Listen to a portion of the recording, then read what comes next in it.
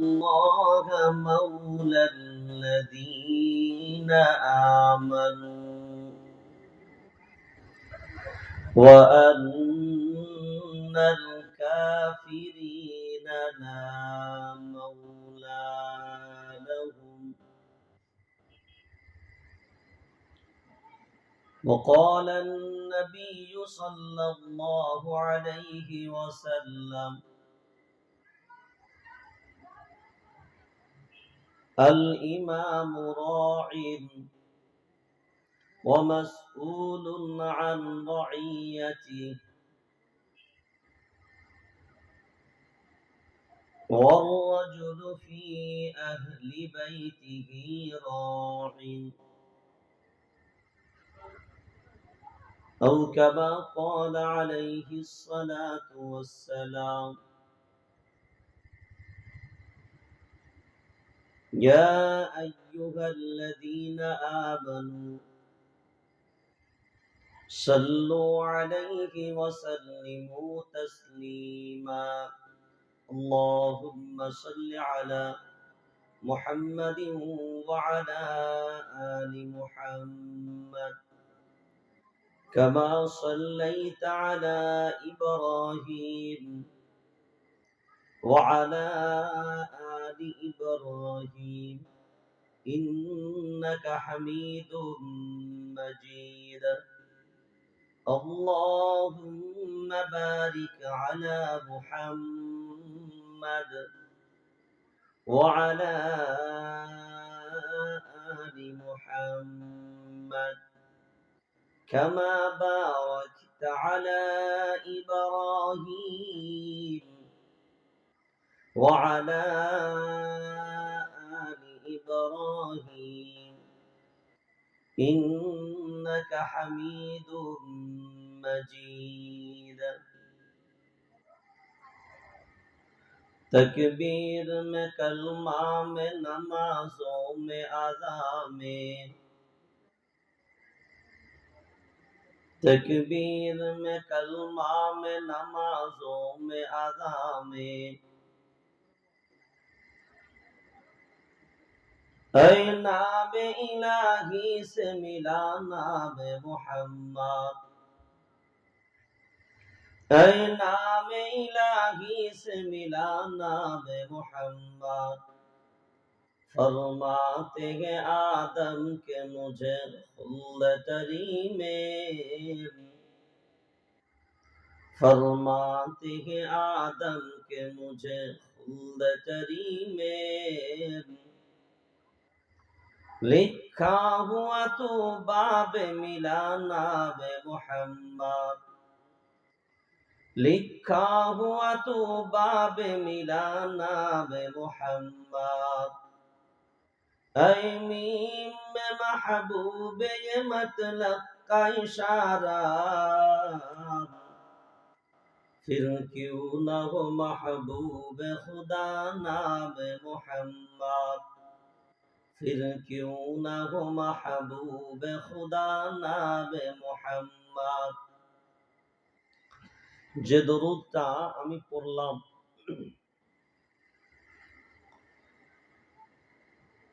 কিছুক্ষণ পূর্বে, এই দরুদটা কখন পড়ে?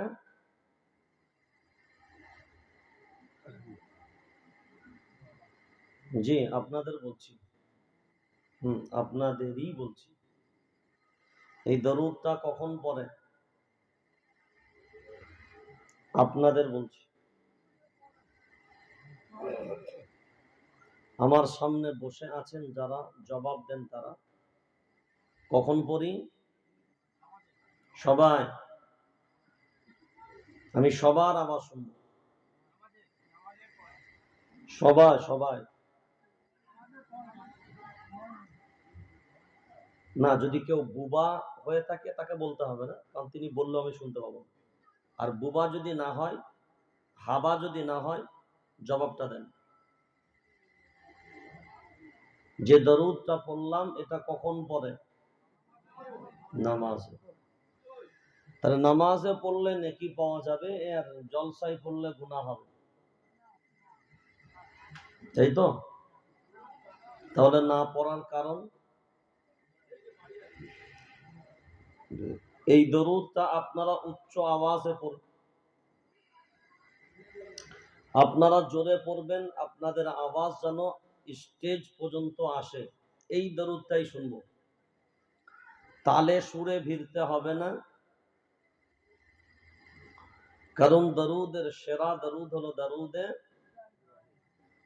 ইব্রাহিম, দরুদে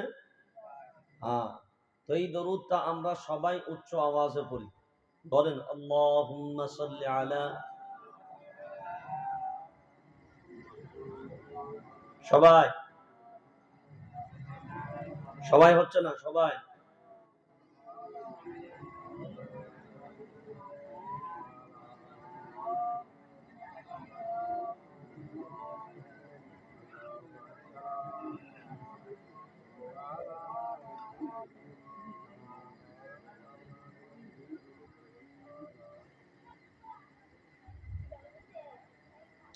দুটো জিনিস ধরা পড়লো। কটা?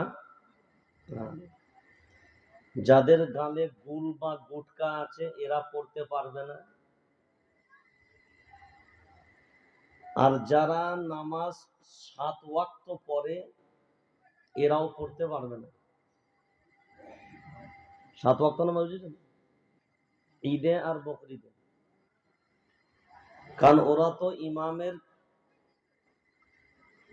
চালানোর উপরে চালায়। জাতির দশা এই জায়গাতেই, একটা দরুদ জাতির মুখস্থ নাই, আর সব থেকে বড় আশ্চর্য হলো এটাই, এখানে অনেকে বসে আছেন খালি মাথায়, মানে টুপিরও কোনো প্রয়োজন নাই। এমনিতেই তো মুসলমানদের যা দশা, সারা রাস্তা টুপি খুলে আসে, মসজিদে ঢোকার সময় মাথায় টুপি দেয়। আবার অনেকে আছে পিশাবখানা ঢোকার আগে টুপি পকেটে পুরে নেয়। সে টুপি ভালো জিনিস, টুপি পরে মিথ্যা বলা যাবে না, তা টুপি পরে কি শুশু করা যাবে? জাতির যা অবস্থা আর সমাজের যা ব্যবস্থা, কোন দিকটা ছাড়ি আর কোন দিকটা ধরি এটাই তো বুঝতে পারি না।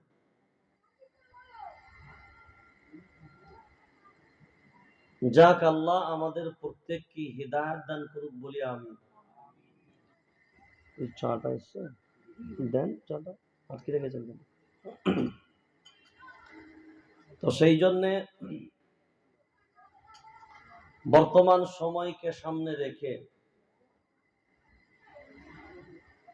কিছু গুরুত্বপূর্ণ আলাপ আলোচনার ভাবনা চিন্তা আছে, বাকি ওমা তৌফিক ইল্লা বিল্লাহ। আমরা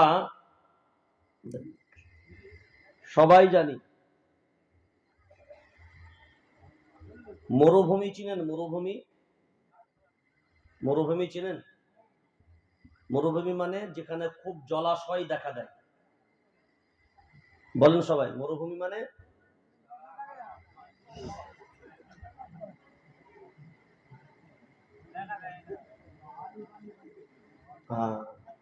মরুভূমি মানে হলো বালি আর বালি, পানি পুরো খালি, যেখানে পানির দেখা পাওয়া মাইলের পর মাইল যাবেন, ঘন্টার পর ঘন্টা পার হবেন, পানি দেখা যাবে না। ওই মরুভূমির বালুতে আপনি যখন আগাবেন, মরুভূমির বালুর দূরত্বই দেখবেন বোঝা যাবে চিকচিক করে যেন পানি আছে সামনে, বোঝা যায় না? বা এই মে জুন মাসের রোদ, প্রখর রৌদ্র যখন দুপুরের পরে পিচ রাস্তায় দাঁড়াবেন, দেখবেন দূরে দেখা যাচ্ছে যেন ওই জায়গায় পৃষ্ঠা ভিজে আছে, কাছে যখন যাবেন তখন পানি নাই। মরুভূমির বালুতেও একই অবস্থা। বর্তমান সময়ে আকীদার ব্যাপারে সঠিক আকীদা আমাদের অধিকাংশের ভিতরে নাই। কারোর কাছে আকীদা আছে, ঈমান নাই। কারোর কাছে অনুপকারী আকীদা আছে, উপকারী নাই। কারোর কাছে আবার আকীদা আছে ভেজাল যুক্ত আকীদা। কারোর কাছে আকীদা হলো সহিহ আকীদা। যার কারণে বর্তমান সময়ে আমাদের কাছে অনেক জিনিসের নিজেরা নিজেদের ভিতরে পার্থক্য করতে পারি না।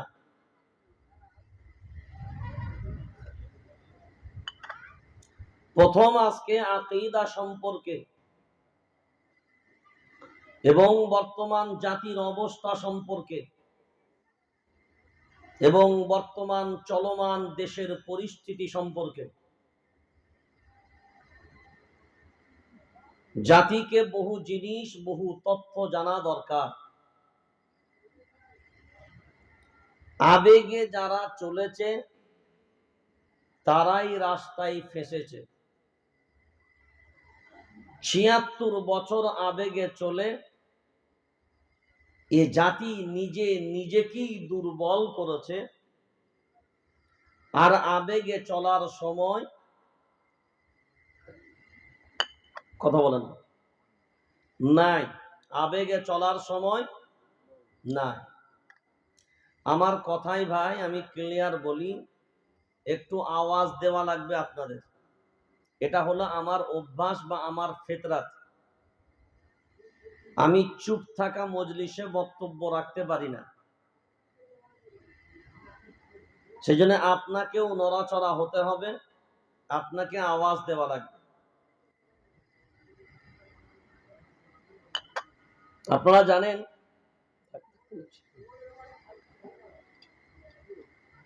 সূরা লাহাব এসছে না? সূরা লাহাব, বিসমিল্লাহির রহমানির রহিম, তাব্বাত ইয়াদা না ইয়াদুন। জোরে বলেন, কেন ইয়াদা হলো? ইয়াদুন কেন হলো না? ইয়াদুন মানে তো এক বচন, ইয়াদা মানে দ্বিবচন। লাহাব তো মায়ার নবী মদিনাওয়ালাকে এক হাত দিয়ে পাথর নিক্ষেপ করেছিল আল্লাহর গোলাম, কিন্তু আল্লাহ দুই হাত ধ্বংসের কথা কেন বললেন? এই তাফসীরটা বড় মজার তাফসীর। দেখবেন মানুষ রাস্তায় চলে, চলে না? হাঁটে কি দিয়ে? পা দ্বারা না হাত দ্বারা? জোরে বলেন, পা দ্বারা। কিন্তু এই যে পা দ্বারা আমরা হাঁটি, এই দুই হাত নড়ে না? নড়ে না? এই দেখবেন পা দিয়ে হাঁটলাম, দুই হাত নড়বে কেন? এই মানুষ পা দিয়ে হাঁটেন, দুই হাত দেখবেন লেফট রাইট এমন আগে পিছে আগে পিছে আগে পিছে করে। কারণ এই দুই হাত পাকে বলে তুমি নিশ্চিন্তে আগাও, আমরা তোমার সাথে আছি। বক্তা বকবে আর শ্রোতা যদি চুপ থাকে, ওই হাত বেঁধে পায়ের হাঁটার মতন অবস্থা হবে। বক্তাও বক্তব্য রাখবে, শ্রোতাও মাঝে মাঝে সুবহানাল্লাহ, আলহামদুলিল্লাহ, হ্যাঁ বুঝলাম, জি হ্যাঁ, আল্লাহু আকবার, বোঝা যাবে পা হাঁটে, হাত নড়ে, হাতও নড়ে। আর হাত যখন নড়ে পা হাঁটতে মজা পায়, মানে হাঁটতে স্বাদ লাগে। তাব্বাত ইয়াদা ইয়াদুন, আল্লাহ বললেন না অপরাধ তো একটা হাত করেছিল, কিন্তু দুই হাত ধ্বংসের কথা আল্লাহ বললেন কেন? ধরুন এই মোবাইলটা, আমি যদি আপনাকে ছুরি বা একটা ঢেলা যদি ছুঁড়তে যাই, বাঁ হাত নড়বে না নড়বে না? সবাই বলেন নড়বে। তাব্বাত ইয়াদুন না হয়ে ইয়াদা, এই জন্যই আল্লাহ বললেন দুই হাত ধ্বংস হবে। অর্থাৎ তুই এক হাত দিয়ে পাথর ছুড়লি ঠিক কথা, কিন্তু ছোড়ার সময় অন্য হাত নড়েছে ছুড়া অবস্থায়, ওই জন্য তোর একটা নয়, জোরে বলেন দুটোই ধ্বংস হবে। এখন বক্তা তখন বুঝাবে যখন শ্রোতা সামনে হবে, তারা বুঝে নিতে হবে একটা হাত যেটা বলছেন এটা যদি বক্তা হয় তো আর একটা হাত হবে শ্রোতা। এখন বলেন নড়বে না বসে থাকবে? এবার নড়া যাবে।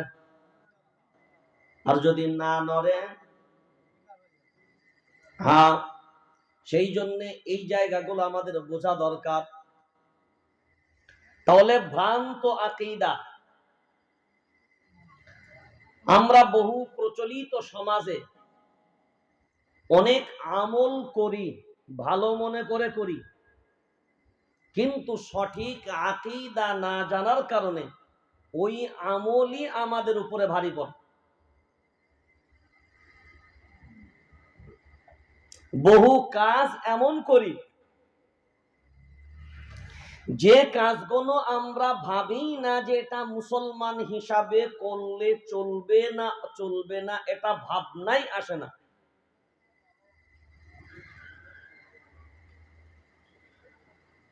যে কোনো কাজ করার ক্ষেত্রে কোনো মানুষ একথা ভাবে না যে আমি একজন ঈমানওয়ালা, এই কাজটা আমার জন্য চলবে না।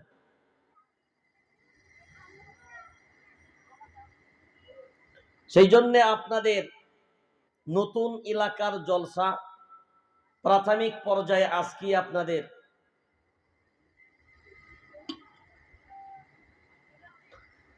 যে জলসায় যুবকদের উদ্যোগ, বড়রা পূর্ণাঙ্গ সহযোগিতা করেছেন, প্রথম দোয়া করি আল্লাহ ওই কথাগুলি আমার জুবান দিয়ে বের করিয়ে নিক, যে কথাগুলি বললে আজকের সমাজে আমাদের সবার জন্য উপকার হবে, বক্তা এবং শ্রোতা উভয়ের। আল্লাহ যেন সেই কথাগুলি জুবান দিয়ে বের করিয়ে নেন। ইলেকশনের দামামা বেজে গেছে, ভোটের ঘন্টা চারিদিকে বাজে, রাজনৈতিক প্রত্যেকটা দলের ফোয়ারা ফুটছে প্রতিশ্রুতির। আমি জিতলে এ দেব, ও বলে আমি জিতলে এই দেব। বর্তমান ভারতবর্ষের মানুষ যদি বোকা না হয় আর খোকা না হয়, খোকা পর্যন্ত, হ্যাঁ, খোকা মানে বাচ্চা আর বোকা মানে, বোকা মানে হলো যেটা বুঝেও বুঝে না, একদম বোঝে না, ওটা বোকা নয়। কোন পাগল এমন আছে দেখে আগুনে পা দেবে? কথা বলেন, তাহলে ও বোকা? ও আপনাকে বোকা বানাবে। যেটা বুঝেও বোঝে না ওটা হলো বোকা। এখন সবাই আপন আপন জায়গা থেকে বলে আমি জিতলে এই দেবো, সে জিতলে এই দেবো। আজ যদি এই জাতি জনগণ প্রশ্ন করত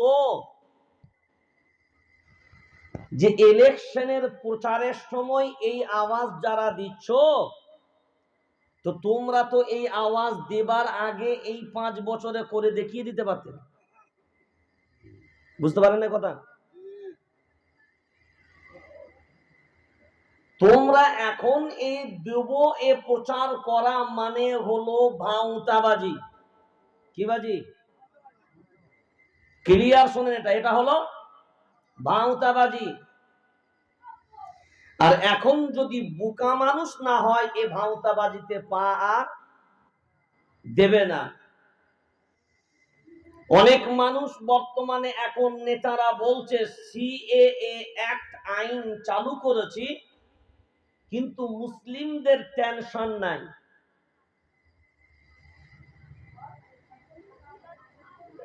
ভারতবর্ষের জমিনে যদি বর্তমান কেন্দ্রীয় সরকার এবং গদি চামচা মিডিয়া যারা যদি অন্তত দেশের নিরপেক্ষ নাগরিক হিসাবেও ভাবত, তাহলেও ভারতবর্ষের কোনো ক্ষমতা হতো না বাবরি মসজিদের উপরে হস্তক্ষেপ করা।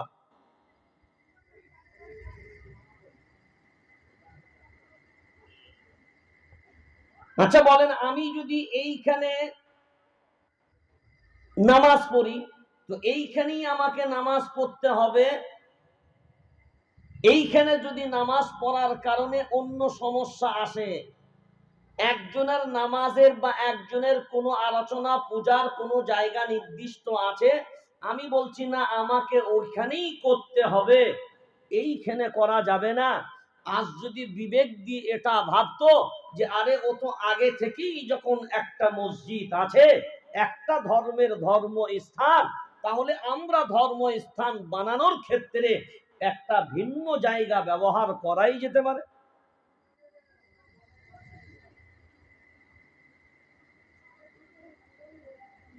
বাসে চেপেছেন কোনদিন? বাসে প্রথমে আমার কথার হেডলাইন গুলো বুঝবেন খুব ভালো করে। দেখবেন বাস খুব ভিড়, বাসে খুব ভিড়, পা রাখার জায়গা নাই। দেখবেন অনেক সময় গেটে প্যাসেঞ্জার ঝুলছে, তো আপনার ইমার্জেন্সি আছে, আপনি উঠবেন, তো আপনি যারা গেটে ঝুলছে তাদেরকে বলছেন প্লিজ ভাই একটু পা রাখতে দাও, ভাই প্লিজ একটু একটু পাটা রাখতে যায়। দেখবেন তারা হয়তো আপনার তারা দেখে একটু পা রাখার জায়গা দিবে। আপনি 2-3টে আঙুল শুধুমাত্র ওই বাঁশের গেটের সিঁড়িতে রাখলেন, একটা পা ঝুলছে। বিবেক দিয়ে ভাবনা চিন্তা করে বলেন, মিনিট খানাক যাবে না, যে ব্যক্তি 3টে আঙুল রেখেছিল, কিছুক্ষণ পরে দেখা যাবে মোটামুটি নরমাল ভাবে সে 5টা আঙুলই রাখতে পেরেছে। ঠিক বলছি না বল? আস্তে আস্তে দেখবেন পা অর্ধেক ঢুকিয়ে দিয়েছেন, আবারও কিছুক্ষণ পরে দেখবেন বাম পাটাও একটু হাত দিয়েছে, কিছুক্ষণ পরে দেখবেন বাম পাটাও পরিপূর্ণ রেখে ফেলেছে, আরো বেশ কিছুক্ষণ যাবেন দেখবেন 2টা পায় সমানভাবে রাখতে পেরেছে। এখন জায়গা দিয়েছিল যারা, তারা নিজের পা রাখার জন্য এবার টানাটানি শুরু করে।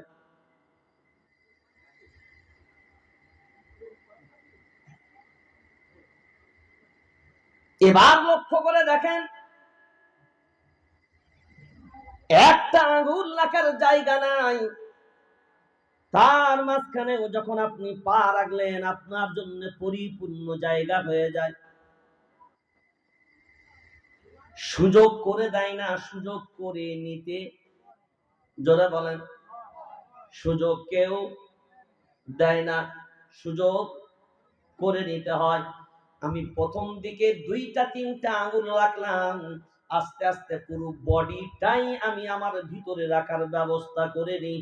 মানুষ যদি এই জায়গাটা ভাবতো, এই বর্তমান ভারতবর্ষের পরিস্থিতির মাঝখানে যদি একবার নয় হাজার বার যদি মেমোরিকে কাজে লাগিয়ে যদি ভাবতেন, আল্লাহর গোলাম ৭৬ বছর এ ভারতবর্ষ স্বাধীন হলো, স্বাধীনতা দিয়েছে কারা? কথা বলে না। রক্ত দিল কারা?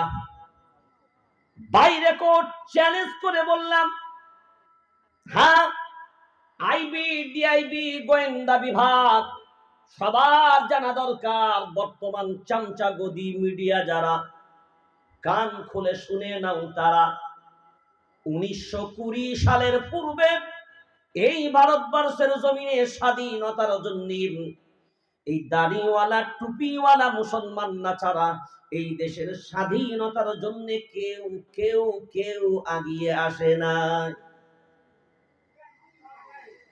যারা এসছে সব ১৯২০ সালের পরে ১৭৫৪ খ্রিস্টাব্দ থেকে আল্লাহর গোলাম এই ভারতবর্ষের জমিনে স্বাধীনতার লড়াই এই দেশের মুসলমান নাই লড়াই করে একের পর এক একের পর এক।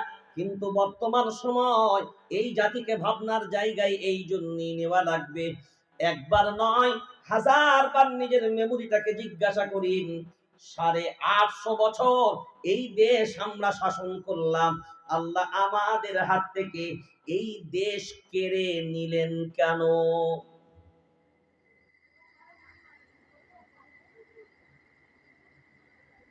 এই দেশের মানচিত্রে আমরা দেওবন্দ দারুল উলুম বানিয়েছিলাম। একদিক দিয়ে যেমন কোরআন এবং হাদিসের দর্শের ব্যবস্থার জন্য দিয়েছি, তেমনি অন্যদিকে এই দারুল উলুম থেকেই মুজাহিদ তৈরি হবে, যারা ইংরেজ ব্রিটিশদের বিরুদ্ধে লড়াই করে এদেশের স্বাধীনতা ফিরিয়ে নিয়ে আসবে। যে দারুল উলুম প্রতিষ্ঠিত হলো আল্লাহর গোলাম, একদিক দিয়ে কোরআন হাদিসের ভিত্তির মাধ্যম দিয়ে মুজাহিদ তৈরি হবে, এদেশের ইংরেজ বেঈমানদেরকে বিতাড়িত করে এদেশের স্বাধীনতা নিয়ে আসবে। কিন্তু বর্তমান সময়ে বড় আফসোস, যে দারুল উলুম স্বাধীনতার জন্য পরিপূর্ণ লড়াই দিল, যে দারুল উলুম স্বাধীনতার জন্য ছাত্র দিল, যে দারুল উলুম তৈরি হলো স্বাধীনতার জন্য আল্লাহর গোলাম, সেই দারুল উলুম আজকে কুচক্রদের নজরে পড়ে গেল।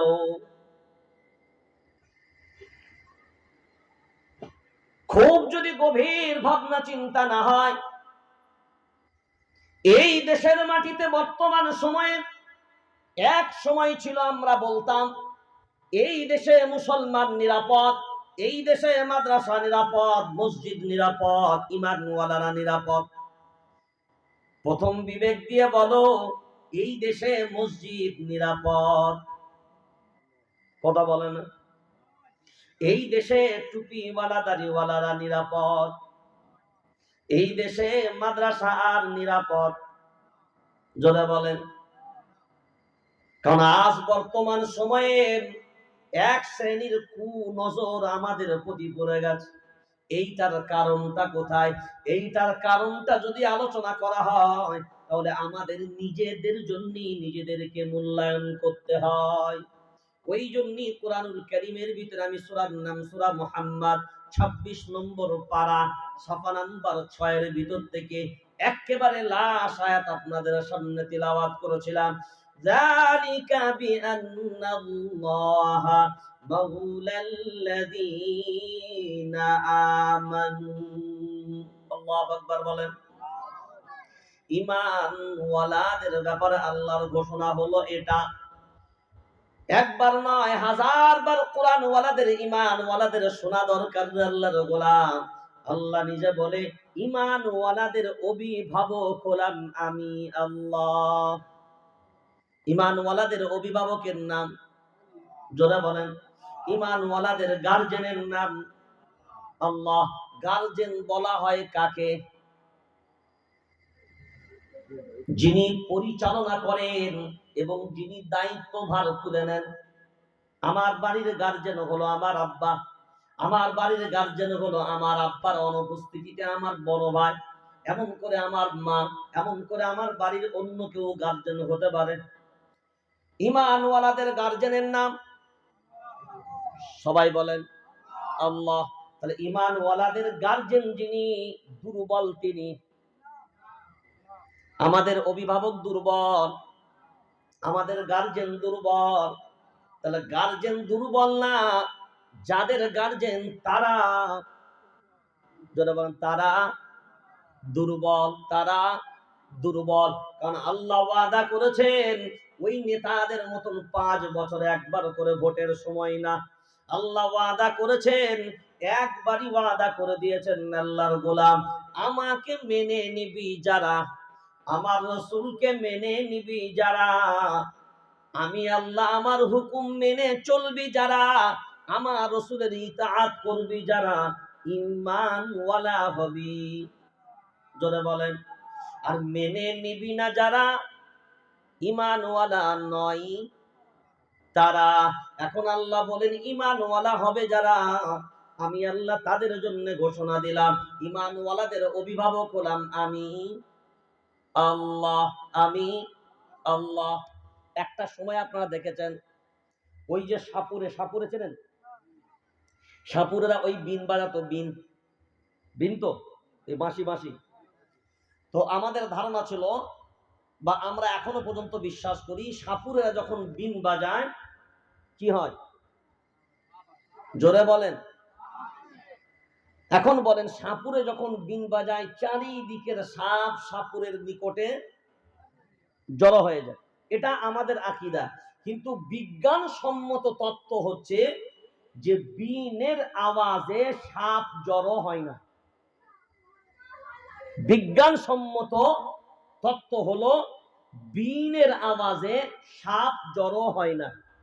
কিন্তু প্রচলিত ভাবে এটাই প্রচলিত যে বিন বাজালে সাপ, কথা বলেন, এখন বলেন ছাদের সাপ নেমে আসবে, বাগানের সাপ বেরিয়ে আসবে, ঘরের সাপ বেরিয়ে আসবে, চালের সাপ, কথা বলে না, বেরিয়ে আসবে।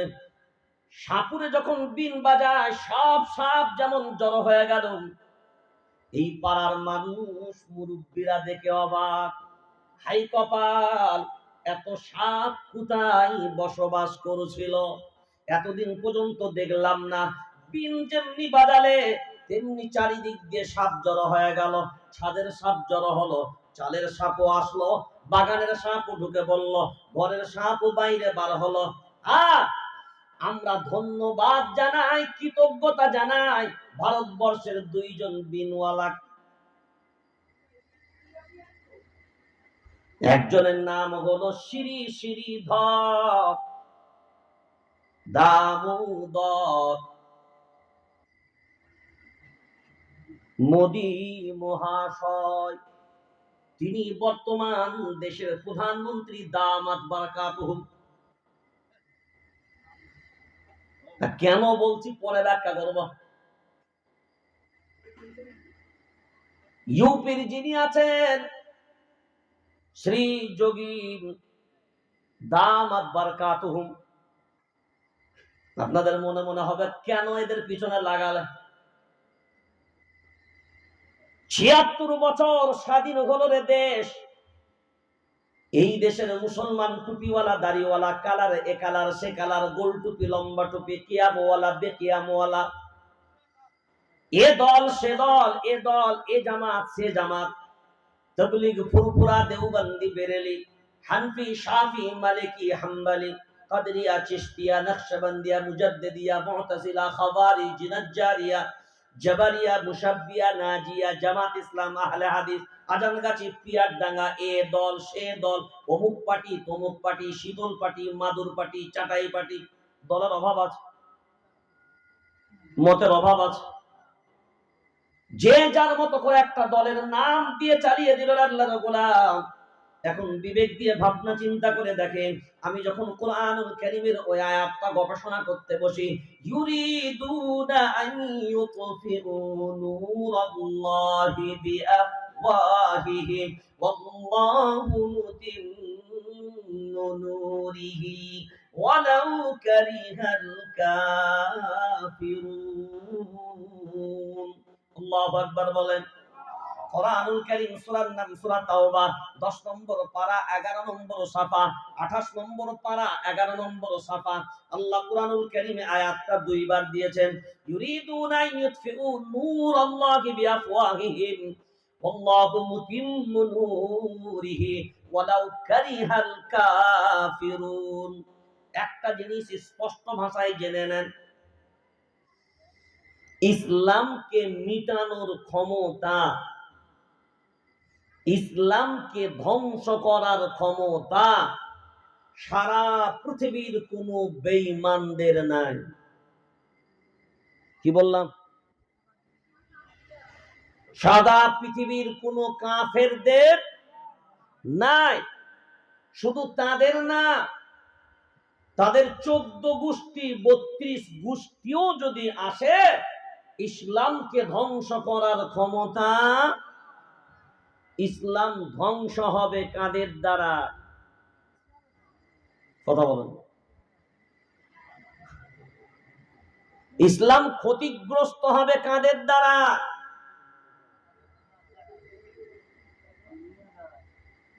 আমাদের নিজেদের দ্বারাই। যোগী বাবু বিন বাজালো, মোদি সাহেব বিন বাজালো এনআরসি, বাবরির জ্ঞানব্যাপী, তখনই বোঝা গেল যে আমার চালে আর আমার ঘরে আর আমার বাগানে আর আমার নিচেই কোথায় কোথায় বিষধর সাপগুলো ছিল। আমি বুঝতে পারিনি আমার আস্তিনের ভিতরেই বিষধর সাপ লুকিয়েছে। এই 70 বছর আমার আস্তিনে থেকেই আমাকে দংশন করেছে। আমাদের ভিতরে থেকেই সে আমাদের পরিচয় দিয়ে আমাদের চরম ক্ষতি করেছে। এইগুলো বিন না বাজালে এই আস্তিনের সাপগুলোকে চিনা যেত। কে কার বিপক্ষে? দাড়ি রেখে, চেহারা মাথায় টুপি রেখে, নিজেকে ইমানের দাবি করে, কেউ আলিমের দাবি করে, তারা নিজেদের ভিতরে নিজেরাই বলছে বাবরি মসজিদ নিয়েছে, একটা জায়গায় তো জায়গা দিয়েছে, বারবার যখন কেউ দাবি করছে নিঃশর্তে ছেড়ে দিলেই তো হয়, অসুবিধা কোথায়? এগুলো আস্তিনের সাপ। আর এগুলো প্রস্তাব দিচ্ছে যারা, সব কারা? কারা? ওই বাবরির জায়গার বিনিময়ে 4 একর যে জায়গা দিয়েছিল, নিল কারা? সব আস্তিনের সাপ। সব বুঝে নিয়েছে যে এদেরকে কিছু দিয়ে দিলে এরা তো 2 টাকায় ইমান বিক্রি করে। কথা বলে না? এই দেখবেন ভোটের সময়, আপনাদের দিকে হয় কিনা জানি না, এগুলো পঞ্চায়েত ভোটের সময় বেশি লক্ষ্য করে দেখা যায়। আমি নামাজি মুসল্লি মানুষ, দাড়িওয়ালা চাচা, আমার একটা ফ্যামিলি আছে, বড় ফ্যামিলি। তো গ্রামের ছেলে দাঁড়িয়েছে 4টা পার্টি থেকে 4টা প্রার্থী, 4টা পার্টি থেকে 4টা প্রার্থী। তো রাতের বেলায় একটা পার্টির প্রার্থী আসলো, আসসালামু আলাইকুম চাচা। কে রে? আলমগীর যে? হ্যাঁ হ্যাঁ চাচা, কি ব্যাপারে? হ্যাঁ চাচা শুনেছ তো? কি ব্যাপার? হ্যাঁ চাচা আমি ভোটে দাঁড়িয়েছি গো। তুই দাঁড়িয়েছিস? চাচা এই জন্যই দেখা করতে, টেনশন নাই, আমার ফ্যামিলির ভোটটা একদম তুই নিশ্চিন্তে যা, তুই তো ঘরের ছেলে, তোকে দেবো না তা কাকে দেবো? ঘন্টা খানাক পরে আর একটা প্রার্থী ঢুকেছে, আসসালামু আলাইকুম চাচা। কে রে? ও আব্দুর রহিম যে? হ্যাঁ চাচা, কি ব্যাপার রে? চাচা শুনেছো তো মনে হয়, কি ব্যাপার? এই যে চাচা ভোটে দাঁড়িয়েছি তো। ও তুই দাঁড়িয়েছিস? আরে তুই তো আমার ঘরের ছেলে চাচা, এই জন্যই তো আসলাম, তোর টেনশন নাই, ভোটটা। কথা বলেন। দুটো হয়ে গেল। 3 নাম্বার প্রার্থী আসেন, একই চতুর্থ নম্বর যেটা আসে, কথা বলে না, একই। এখন বিবেক দিয়ে বলেন, ও ভোট দেবে কয়জনকে? জোরে বলেন। ওয়াদা ক জায়গায় করেছে? যারা ওয়াদার খিলাফ করে তারা কারা? জোরে বলেন। এবার বলেন, ও ভোট দেবে কোথায়? নোট পাবে যেথায়। ভোট দেবে কোথায়? এবার আপনি বিবেক দিয়ে বলেন, মাথায় টুপিরও অভাব নাই, চেহারায় দাড়িরও অভাব নাই, কিন্তু ধোঁকাবাজি করলে যারা ইমানের দাবি করছো আজকে তারা, আল্লাহ বলে শুনে নাও, আমি আল্লাহ তাদের অভিভাবক। ইমানওয়ালা হবে যারা। ইমানওয়ালা কারা? আল্লাহ এবং নবীর সাথে ধোঁকাবাজি করবে যারা। জোরে বলেন না, করবে না যারা। তাহলে আজ যদি বিন না বাজাতো, এনআরসির গল্প যদি না হতো, হে মুসলমান, বিবেক দিয়ে ভাবনা চিন্তা করে বলো। আমি বারবার এই জন্যই বলি, একবার নয় হাজারবার নজর দিয়ে দেখান, ফিলিস্তিনের মাটি মসজিদুল আকসা মসজিদ কিনা? মসজিদুল আকসা কার ঘর? আল্লাহর ঘর। এই যে মসজিদুল আকসা আল্লাহর ঘর, ফিলিস্তিন এই যে গাজা ভূখণ্ড, 20 লক্ষ জনবসতির বাস। কত লক্ষ? 20 লক্ষ জনবসতির বাস। হামাস বাহিনী যারা, সৈন্য সংখ্যা হলো তাদের 70,000-এর মতন। কত? যদি বলেন 70,000 হামাস বাহিনীর সৈন্য সংখ্যা। এখন বিবেক দিয়ে ভাবনা চিন্তা করে বলেন, আল্লাহর গোলাম, এই 20 লক্ষ জনবসতির মাঝখানে 70,000 হামাস বাহিনী সারা পৃথিবীর ইন্টারন্যাশনাল বেঈমানদের বিরুদ্ধে মোকাবেলার জন্য দাঁড়িয়ে গেল। সব রকমের উন্নত মানের অস্ত্র শস্ত্র কিছুই নাই, রণতরীও নাই, ট্যাঙ্কার নাই, বড় বড় গোলাবারিও নাই, এমন কোনো মিসাইল নাই। বলো বিবেক দিয়ে ভাবনা চিন্তা করে, এই 70,000 হামাস বাহিনী সারা পৃথিবীর ইন্টারন্যাশনাল বেঈমানদের মোকাবেলা করার জায়গায় যখন নেমে গেল রে ময়দানে, সারা পৃথিবীর ইন্টারন্যাশনাল বেঈমান কেমন? আমেরিকা সারা পৃথিবীর বেঈমানদের দাদা, ইন্টারন্যাশনাল বেঈমানদের দাদা বাবু। সারা পৃথিবীর ইন্টারন্যাশনাল বেঈমানদের ভিতরে ইহুদি জাতি নেতানিয়াহু, একবার নয় ফ্রান্স। বিবেক দিয়ে ভাবনা চিন্তা করে বলেন, এত বড় বড় ক্ষমতাশীল দেশের বিরুদ্ধে লড়াই করেছে যারা, সৈন্য সংখ্যা কত? জোরে বলেন। এখন বিবেক দিয়ে ভাবনা চিন্তা করে বলেন, এই হামাস বাহিনী লড়ছে যারা, এদের আকীদা কি?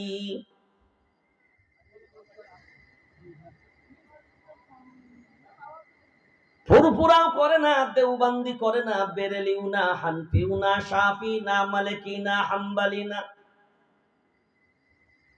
এর একটাই জিনিস বুঝে, আল্লাহর গোলাম, সাহাবায়ে কেরামদের মাঝখানে কোনো ট্যাঙ্কার নাই, সাহাবায়ে কেরামদের মাঝখানে কোনো রকমের অস্ত্র শস্ত্র তেমন ছিল না।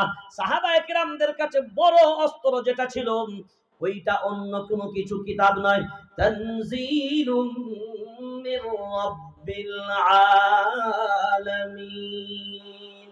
আল্লাহু আকবার বলেন। ওই অস্ত্রের নাম হলো কুরআনুল কারীম। কোরআন যদি ধরে নাও, আর দুনিয়ার জমিনে টেনশন লাগবে না রে ভাই। কারণ আল্লাহ যখন এই কথা বলে দিয়েছে, ঈমানওয়ালা আমি আল্লাহ তাদের অভিভাবক। একবার নয় হাজারবার মেমোরিতে নামাজ পড়েন বা না পড়েন, রোজা রাখেন বা না রাখেন, সৎ পথে চলেন বা না চলেন, বিবেক দিয়ে ভাবনা চিন্তা করে বলেন, ঈমানওয়ালা যেদিকে আমার রব।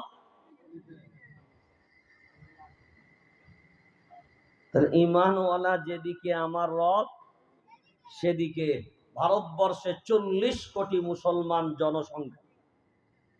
কত?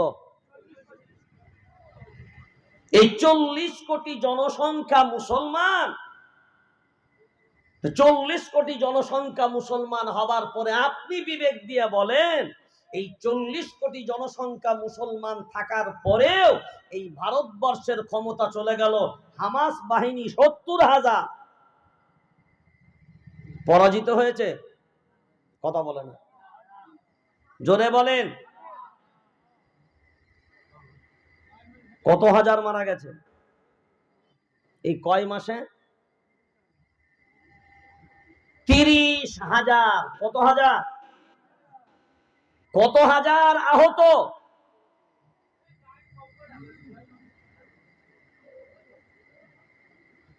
তার মানে এই এলাকার লোক আমার বক্তব্য শোনেন না। 70,000। কত হাজার? 70,000 আহত, 30,000 মৃত, 1 লক্ষ ধরুন এদিকে, আর 20 লক্ষ জনবসতি, 20 লক্ষ গাঁজা ভূখণ্ডে, ওই 20 লক্ষ মানুষ সব রাস্তায়, ঘর ভিটে বাস্তু সব হারা, রাস্তায় পড়ে আছে 20 লক্ষ। তারপরেও বিবেক দিয়ে বলেন আল্লাহর ঘর ছেড়ে দিয়েছে?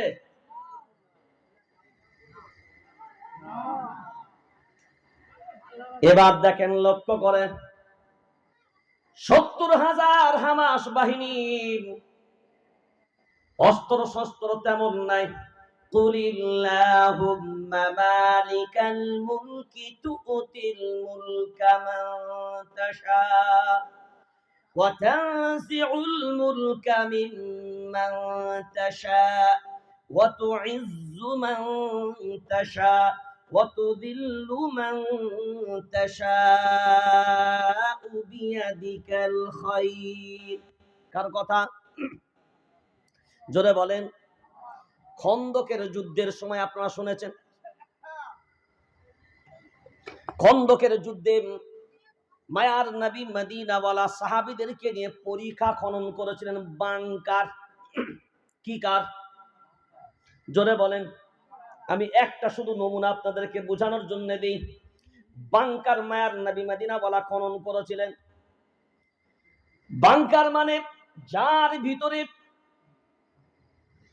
থাকবে গাড্ডা খুলে, ওর ভিতর থেকে যুদ্ধ করা হবে। এই পারে শত্রু পক্ষ, এই পারে মুসলমানরা।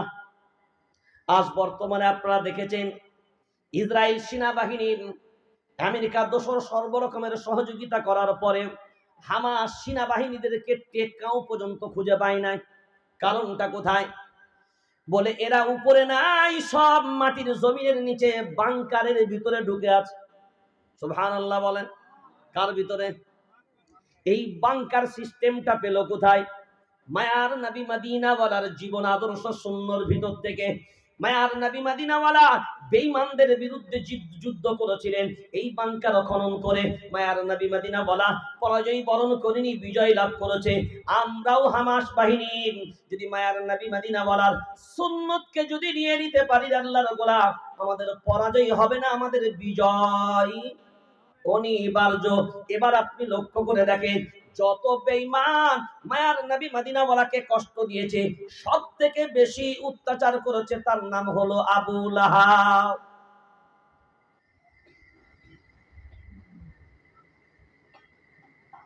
মায়ার নবী মদিনাওয়ালার বিরোধিতা করবে আর আমার রবের কাছে সম্মানিত হবে, এটা কোনোদিন হতে পারে না। ওই জন্য লক্ষ্য করে দেখো, আবু লাহাব একটা হাত দিয়ে মারলে কি হবে? আমি আল্লাহ বললাম তাব্বাত ইয়াদা আবি লাহাবিন ওয়া তাব মা আগুনা আনহু মালুহু ওয়া মা কাসাব। আল্লাহ বুঝালেন এটাও, হ্যাঁ, প্রত্যেকটা অন্যায় কাজ করে যারা, তাদের পিছনে ইন্ধন যোগায় আর একটা টিম।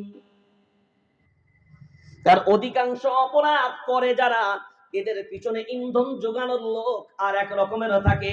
এখন বিবেক নিয়ে দেখেন, ভারতবর্ষের জমিনে এই কয়দিন পূর্বে নেতাগুলোর নাম আপনাদেরকে বলবো না, কেন্দ্রীয় ক্ষমতায় থাকা, তাদের ঘরের ভিতর থেকে একজন দুইজন নয়, হাজার হাজার নারী উপভোগ করে ধরা যখন পড়ে গেল, এই দেশ থেকে রাতের অন্ধকারে ভিসা নিয়ে বিদেশে পাচার হয়ে গেল।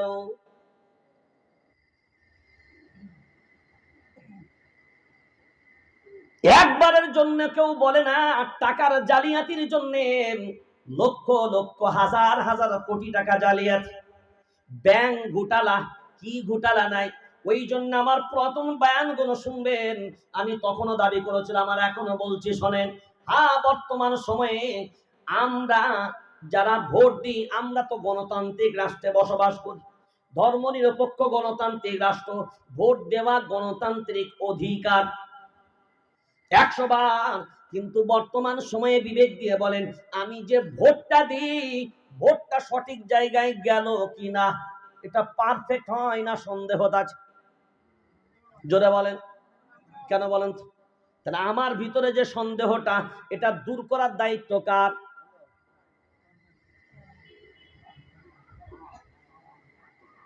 সরকার বাহাদুরের। বারবার যখন এই কথাগুলো সামনে এসছে, এখন আপনি যখন ভোট দেন, এই ভোটের সময় আপনাকে কিছু নীতি অবলম্বন করা লাগবে। আমাদের উলামায়ে কেরামরা এই বছরেই সব বিভিন্ন রাজ্যে ব্যাপক হারে এই বিষয়গুলোর উপরে আলোকপাত করেছে। 1 নাম্বার, ভোট যখন দেব, বিসমিল্লাহির রহমানির রহিম, বিসমিল্লাহ বলে ভোট দেব, এবং নিজের মনের ভিতরে, দিলের ভিতরে ইয়াকিন করব, এটা আয় আল্লাহ, আমি যাকে ভোট দিলাম এর দ্বারাই যেন আল্লাহ এই দেশ ও জাতির উপকার হয়। আমি আল্লাহ ভোট দিয়ে নেতা বানালাম যাকে, এর দ্বারাই যেন দেশের ক্ষতি না হয়। আমি ভোট দেবো যারে, ভেবে নিবেন তারে। হ্যাঁ, ভোট দিয়েছেন যাকে, সে যদি নেতা হয়ে যায়, তার দ্বারাই যদি কোনো দুষ্কর্ম হয়, এক হাত দিয়ে করলেন, ভোট দিলেন আপনার হাত দিয়ে, কিন্তু ওই যে যাকে দিলেন তার হাত দিয়ে যদি অন্য কোনো অপরাধ হয়, আবু লাহাবের একটা হাত কাজে লেগেছে, অন্যটা নড়ার জন্য যদি আল্লাহ বলে দুটোই ধ্বংস হয়, যার দ্বারাই নেতা নির্বাচিত হবে, সেই অপরাধে যখন পড়বে, সেই অপরাধীকে বানিয়েছ যারা, ওই অপরাধের কাঠগোড়ায়, কথা বলে না, দাঁড়াবে তারা। এখন বিবেক দিয়ে এবার আমাদের নিজেদের ভিতরে পর্যালোচনা করেন। 40 কোটি জনসংখ্যা ভারতবর্ষে মুসলমান। এখন বলেন, কোরআনের দুশ্মন কারা? জোরে বলেন। না, মুসলমান তো বলা যায়। কোরআনের দুশ্মন কারা? আমরা। বলেন, কোরআনের দুশ্মন আমরা। বলেন, দাড়িওয়ালা টুপিওয়ালা দুশ্মন কারা?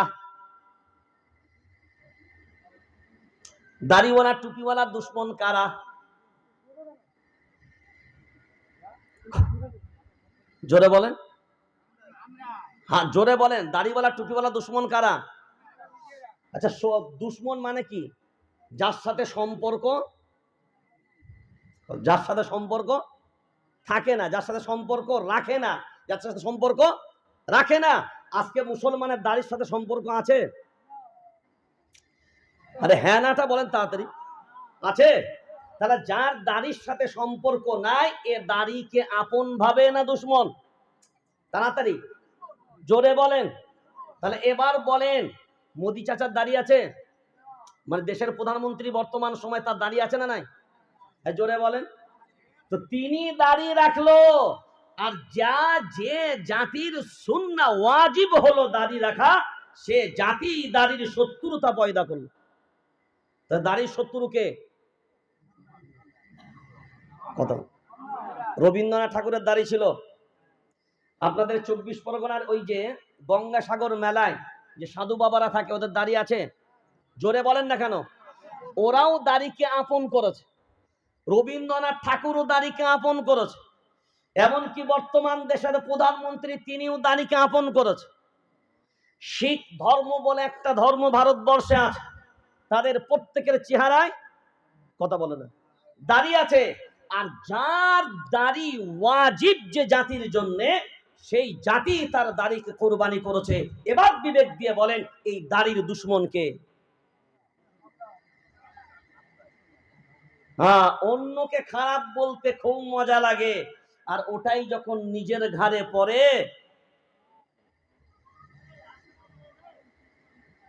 এবার বলেন, টুপির দুশ্মন কারা? তাড়াতাড়ি বলেন।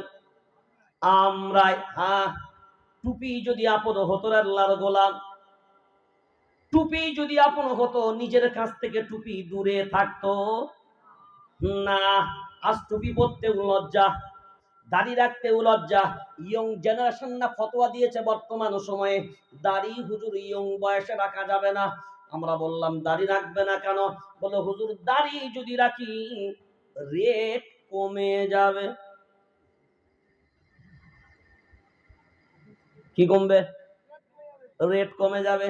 তার মানেটা কি হলো? কারণ বহু মাইয়া গুলো বর্তমান সময়ে, এটা কোন থানা? বারাইপুর থানা। আমি কিন্তু বারাইপুর থানার খবর জানি না, আর আমি বারাইপুরের কথাও বলছি না। বহু জায়গায় এমন এখনকার বর্তমান সময়ে আমাদের মুসলিম পরিবারের বহু নারীরা পর্যন্ত ফতোয়া দিয়ে দিয়েছে দাড়িওয়ালা ছেলে বিয়ে করা যাবে। জোরে বলেন না। এখন বিবেক দিয়ে বলেন, ওই দাড়িওয়ালা বোন, ওই দাড়িওয়ালা পরিবার, তার মা তার আব্বা নিজেদেরকে মুসলমান দাবি করে, বিবেক দিয়ে ভাবনা চিন্তা করে বলেন, ওই ফ্যামিলির কোনো মেয়ে যদি বলে দাড়িওয়ালা ছেলে বিয়ে করব না, তাহলে ইয়ং জেনারেশনের ফতোয়া অনুযায়ী বোঝা গেল এই জন্যই সে দাড়ি রাখতে চায় না। কারণ দাড়ি রাখলে, কথা বলেন। আর আমরা বলছি যুবক, যে মাইয়াগুলো বলবে দাড়িওয়ালা ছেলে বিয়ে করা যাবে না, তোমার টেনশন নিতে হবে না, ওই রকম নারীর পাল্লায় মাতাল ছাড়া ছেলে জুটবে না।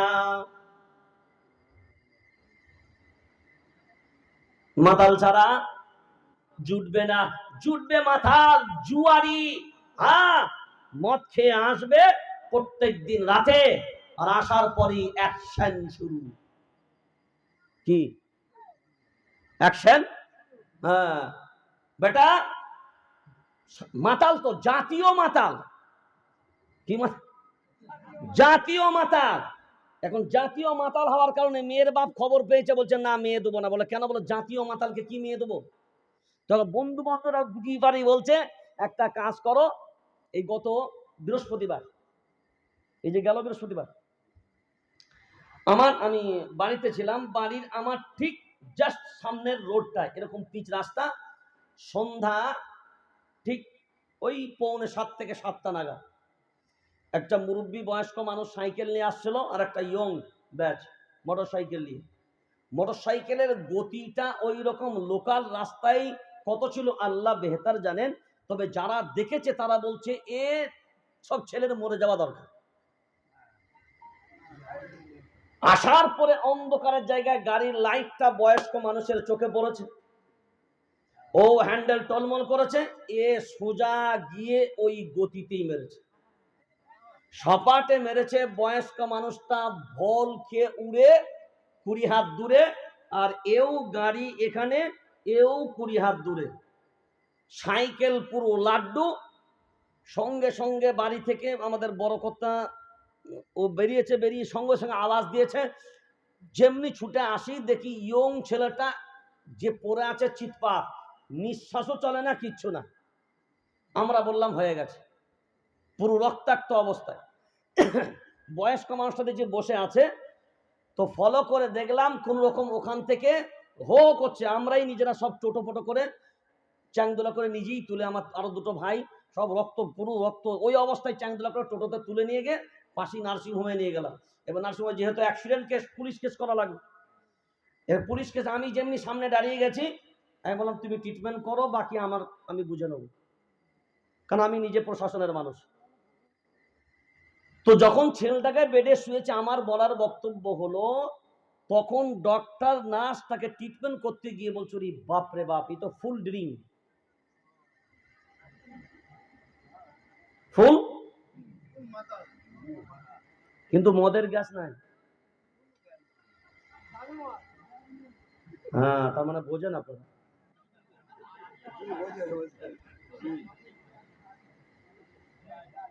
তখন নার্স বলছে স্যার ট্যাবলেট খেয়েছে, কিন্তু বেটা এত ভরে আছে ওর হুঁশই ফেরানো যাচ্ছে।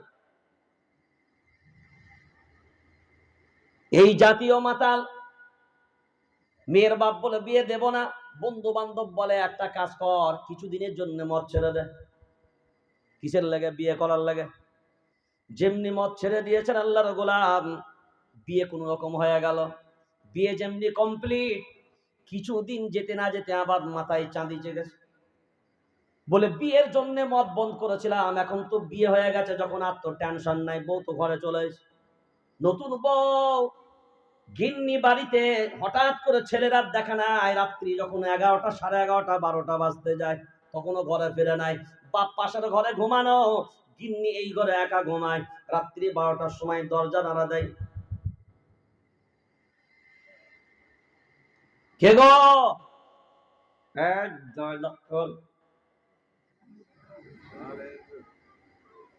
গিন্নি ভিতর থেকে মনে মনে ভাবে, এ তো আমার মালটারি গলা, যন্ত্রটা তো বাইরের না। যেমনি দরজা খুলে সামনে দাঁড়ানো, বলছে হ্যাঁ গা, তুমি মদ খেয়েছো? বলছে আর মা বলিস না, একটু টেনে দিয়েছে। কি বলিস না? জোরে বলেন। قد سمع الله قول التي تجادلك في زوجها وتشتكي إلى الله والله يسمع تحاوركما إن الله سميع بصير والذين يظاهرون منكم من نسائهم ما هن أمهاتهم إن أمهاتهم إلا اللائي। বউকে যদি মা বলে, মোহাব্বত তো আরো বেড়ে যাবে। কথা বলে না? বউকে যদি মা বলে, এখন বলেন এই রকম জাতীয় মাতাল আমাদের বাড়ির সন্তানরা তো নাই। বারাইপুর এলাকায় তো আমাদের পরিবারের এমন সন্তান খুঁজে পাওয়া যাবে না। যেমনি গিন্নি দেখে মা বলে ডেকেছে, গিন্নি বলে তো শুধু সর্বনাশ না, সারে সর্বনাশ। অমনি পাশের বাড়ি শ্বশুর ঘুমানো, বলে আব্বা আই দেখো তোমার ছেলের কীর্তি দেখ। বাপও যখন জেগে উঠেছে, বাপ মনে মনে ভাবলো, ও বাবা, আমার গুণধর ছেলে মনে হয় পুরাতন যুগে ফিরে এসেছে। কারণ বাপ তো চেনে কি যন্ত্র। ওখান থেকে বাপ হাঁকছে ঘরের ভিতর থেকে, হয় বেয়াদব। যেমনি বাপ ওখান থেকে হেঁকেছে, এই জাতীয় মাতাল এখান থেকে যেমনি দেখে বাপ চিল্লেছে, এ তখন এই দরজা থেকে বলে, এই শালা চুপ। কাকে? কথা বলেন। যে বোনগুলো, যে নারীগুলো, যে নারী সমাজ একটু হাই এডুকেশন পেয়ে গেছেন, মনে করেন ভার্সিটিতে পড়ছি, কলেজ পড়ুয়া হয়ে গেছে, ওই জন্য দাড়িওয়ালা ছেলে ফতোয়া দিয়ে দিলাম বিয়ে করব না, তোর ভাগ্যে জাতীয় মাতাল পাবি।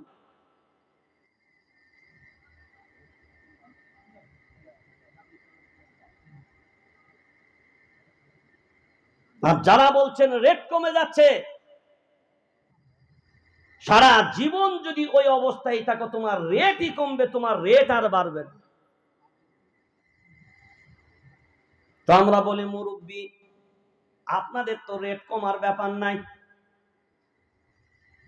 নাতি পুতা সব হয়ে গেল, আপনার সমস্যা কোথায়? বলে হুজুর সমস্যা নিশ্চয় আছে, না হলে কেন রাখি নাই।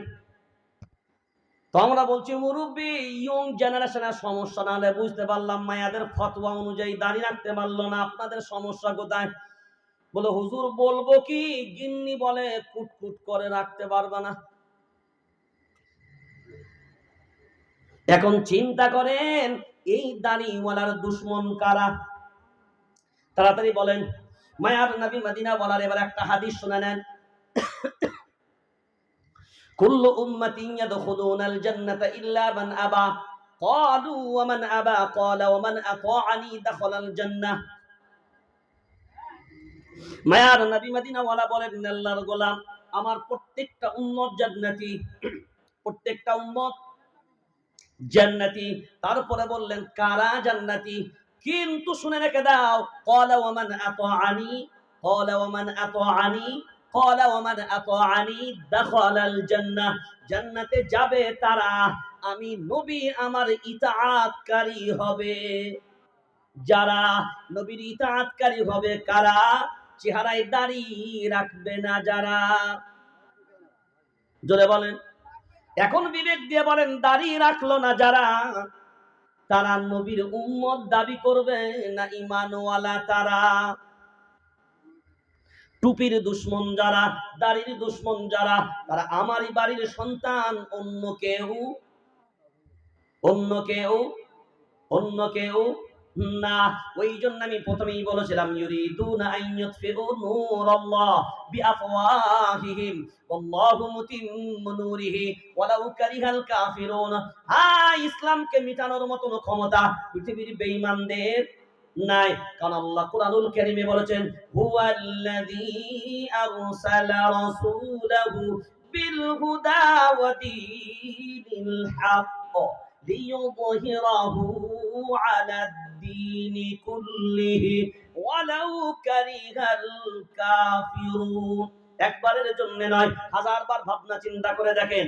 আল্লাহ যখন নিজে ক্লিয়ার করে দিলেন, আমার নবী, মায়ার নবী মদিনা ওয়ালাকে আমি দুনিয়ার জমিনে যখন প্রেরণ করলাম, সব রকমের জ্ঞান, সব রকমের পাণ্ডিত্য, সব রকমের দিয়ে আমি আল্লাহ দুনিয়ার জমিনে এই জন্যই প্রেরণ করলাম। অন্যান্য মতাদর্শ, অন্যান্য ধর্ম, অন্যান্য মত, অন্যান্য পথ সবার মাঝখানে যেন মায়ার নবী মদিনাওয়ালা এই দ্বীনকে প্রতিষ্ঠিত করতে পারে। এখন বিবেক দিয়ে বলেন, মায়ার নবী মদিনাওয়ালাকে সব রকমের জ্ঞান, সব রকমের হিকমত দিয়ে আল্লাহ পাঠালেন দুনিয়ার জমিনে। সেই নবী যখন আসলেন এই দ্বীনকে প্রতিষ্ঠিত করার লক্ষ্যে, এখন বিবেক দিয়ে বলেন, সারা দুনিয়ার বেঈমানগুলো চেষ্টা করেছিল দ্বীনকে মিটিয়ে দেবে আল্লাহর গোলাম। মায়ার নবী মদিনাওয়ালা এই দ্বীনকে বাঁচানোর জন্য নিজের ফ্যামিলি ত্যাগ করেছিলেন। এই দ্বীনকে বাঁচানোর জন্য মক্কা থেকে মদিনায় হিজরত করেছিলেন। এই দ্বীনকে বাঁচানোর জন্য তায়েফের বেঈমানদের হাতে রক্তাক্ত হয়েছিলেন। এই দ্বীনকে বাঁচানোর জন্য উহুদের প্রান্তরে দান্দার মুবারক শহীদ করেছিলেন। এই দ্বীনকে বাঁচানোর জন্য বদরের প্রান্তরে মায়ার নবী মদিনাওয়ালাকে যেতে হয়েছে।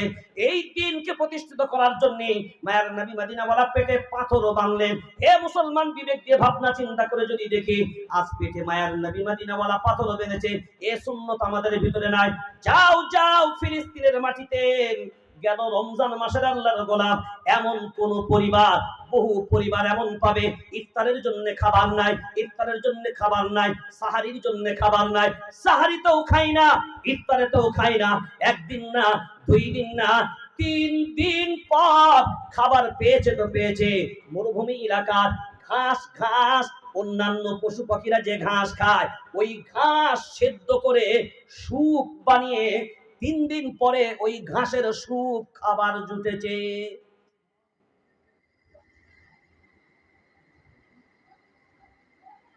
এই বছর যারা মসজিদুল আকসার ইমামের ঈদের খুতবা যারা শুনেছেন আল্লাহর গোলাম, মসজিদুল আকসার ইমাম খুতবা দিলেন 3টে শব্দ দিয়ে শেষ। জাতি প্রশ্ন করল, আপনি এত ছোট্ট কথায় খুতবা শেষ করলেন কেন? মসজিদুল আকসার ইমাম যে জবাবটা দিয়েছেন, বর্তমান সারা দুনিয়ার মুসলমানদেরকে শোনা দরকার। গদি মিডিয়ারা এইগুলো দেবে না।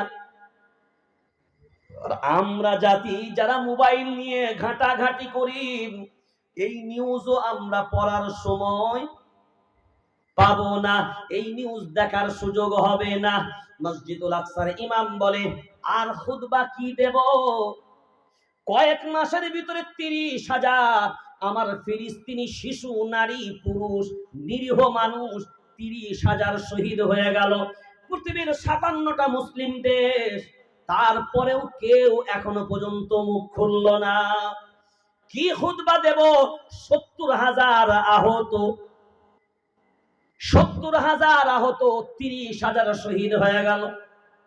বিবেক দিয়ে ভাবনা চিন্তা করে বলো, একজন মানুষকে যদি কেউ হত্যা করে, একজন মানুষকে যদি কেউ হত্যা করে, আমাদের দেশীয় আইনে হত্যাকারীর বদলে হত্যারই সাজা তার হয়। আর কোরআনের ভাষা অনুযায়ী, গদি মিডিয়াদের জানা দরকার, যারা সন্ত্রাস নিয়ে কথা বলে, যারা উগ্রবাদী নিয়ে কথা বলে, যারা জঙ্গিবাদী নিয়ে কথা বলে, আজ হামাস, তারা স্বাধীনতার লড়াই লড়ে, কিন্তু ভারতবর্ষ নয়, সারা দুনিয়ার জমিনে বহু মিডিয়া তারা আজকে প্রশ্ন তুলেছে, হামাস বাহিনী যারা সব জঙ্গির সাথে সম্পর্ক রাখে, ওই জন্য জঙ্গিবাদী।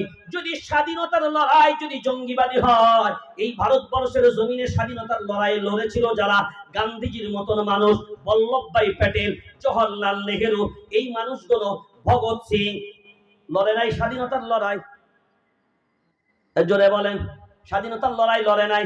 ব্রিটিশদের বিরুদ্ধে দেশের স্বাধীনতার জন্য লড়াই লড়েছিল যারা, যদি স্বাধীনতার লড়াই লড়লে যদি জঙ্গি হয়, তাহলে তোমাদের ফতোয়া অনুযায়ী বলো মহাত্মা গান্ধী কি হবে, বলো গান্ধীজি কি হবে, বলো বল্লভভাই প্যাটেল কি হবে, বলো জওহরলাল নেহেরু কি হবে, বলো নেতাজি সুভাষ বসু কি হবে, বলো মাহমুদুল হাসান দেওবন্দি কি হবে, বলো হুসেন আহমদ মাদানী রহমাতুল্লাহ আলাইহি কি হবে, বলো উবাইদুল্লাহ সিন্ধি কি হবে। হায় রে হায়, ফিলিস্তিনের লড়াই বেঈমানদের জন্য অন্য কিছু নয়, আজাদির লড়াই, আজাদির লড়াই, স্বাধীনতার লড়াই। স্বাধীনতার লড়াই কোনোদিন জঙ্গিবাদী হতে পারে না। মসজিদুল আকসা তোমার বাপের না, মসজিদুল আকসা হলো আমরা মুসলমান ঈমানওয়ালা, আমাদের জন্য পূর্ব কিবলা। আর মসজিদুল আকসা এমন কোন জাতা মসজিদ নয়। সুবহানাল্লাযী আসরা বিআবদিহি লাইলাম মিনাল মাসজিদিল হারামি ইলাল মাসজিদিল আকসা الذي باركنا حوله الذي باركنا حوله। এটা আমার আল্লাহর ঘোষণা, আল্লাহর গোলাম। না না, মসজিদুল আকসা পার্শ্ববর্তী এলাকা, ওই স্থানগুলো আমার আল্লাহর কোরআন অনুযায়ী এটা বরকতপূর্ণ জায়গা। বরকতপূর্ণ জায়গা কেমন? এই 20,000 জনসংখ্যা যে গাজা ভূখণ্ডে আজকে বাড়ি নাই, ঘর নাই, দৌড় নাই, কারোর বিবি নাই, কারোর ছেলে নাই, কারোর ছেলে আছে তো বিবি নাই, কারোর বিবি আছে তো পুরুষ নাই, কারোর আব্বা নাই, কারোর মা নাই, কারোর বা পরিবারের কেউ নাই, কেউ নাই। এই রমজান মাসে একটা নিউজ বড় ভাইরাল হলো, একটা 5 থেকে 6 বছরের শিশু, কত বছরের? 6 বছরের শিশু, তার যে বাড়ি ঘরগুলো বোম দিয়ে সব ধ্বংস করে দিয়েছে, একটা ইট পর্যন্ত আসতো নাই। ওই বাচ্চাটা, ওই যে কালো ক্যারি বোঝেন, ক্যারি ব্যাগ, ওই রকম একটা কালো ক্যারি নিয়ে গিয়ে ওই বাড়ির ধ্বংস স্তূপ থেকে ধুলাগণ জড়ো করেছে। কোন গণ? ওই ধুলাগণকে জড়ো করে একটা দোকানে নিয়ে গেছে।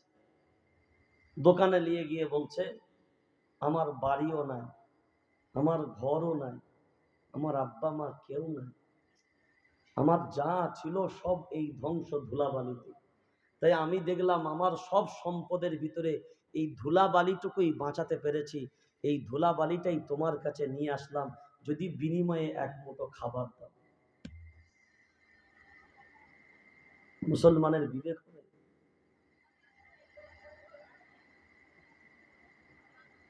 তাই মসজিদুল আকসার ইমাম বলেন, কি বয়ান, কি খুতবা দেব? 30,000 শহীদ হয়ে গেল নিরীহ মানুষ। সারা দুনিয়ার সৌদির মতন মুসলিম কান্ট্রি থাকার পরেও দুবাই দুবাই দুবাই, আল্লাহ আজকে দুবাই, কি গো দুবাই দুবাই, আল্লাহ আজকে দুবাই। 1 বছরের পানি আল্লাহ একদিনে। আগে আমরা জানতাম ইতিহাসের তথ্য অনুযায়ী পৃথিবীর মানচিত্রে ব্রিটেনের ভিতরে একটা শহরের নাম গ্লাক্সো শহর, যেখানে সব থেকে বেশ্যা মহিলা পাওয়া যেত। তারপরে নাম আসলো ব্রাজিল, বেশ্যাবিদ্যাতে নাম্বার 1 জায়গায় চলে গেল। এখন পৃথিবীর মানচিত্রে অপরাধীর নাম্বার 1 জায়গা যদি কোনো জায়গা হয়, ওর নাম হলো দুবাই। দুবাইটা বুঝতে পারলেন না মনে হয়? দুবাই, দুবাই বোঝেন? তার মানে এটা কি বলেন তো? না, দুবাই কেন বললাম? দুবাই, আমরা নিজেদেরকে মুসলমান বলি, আর যত অপরাধী তোরা বাইরের না, সবাই আমার ভাই। ওই জন্য আমি আর তুমি দুই ভাই, নাম দিলাম তার দুবাই। আল্লাহ বলে শুধু দুবাই দিলে হবে না, আমি আল্লাহ এবার আমার গজবে ডুবাই।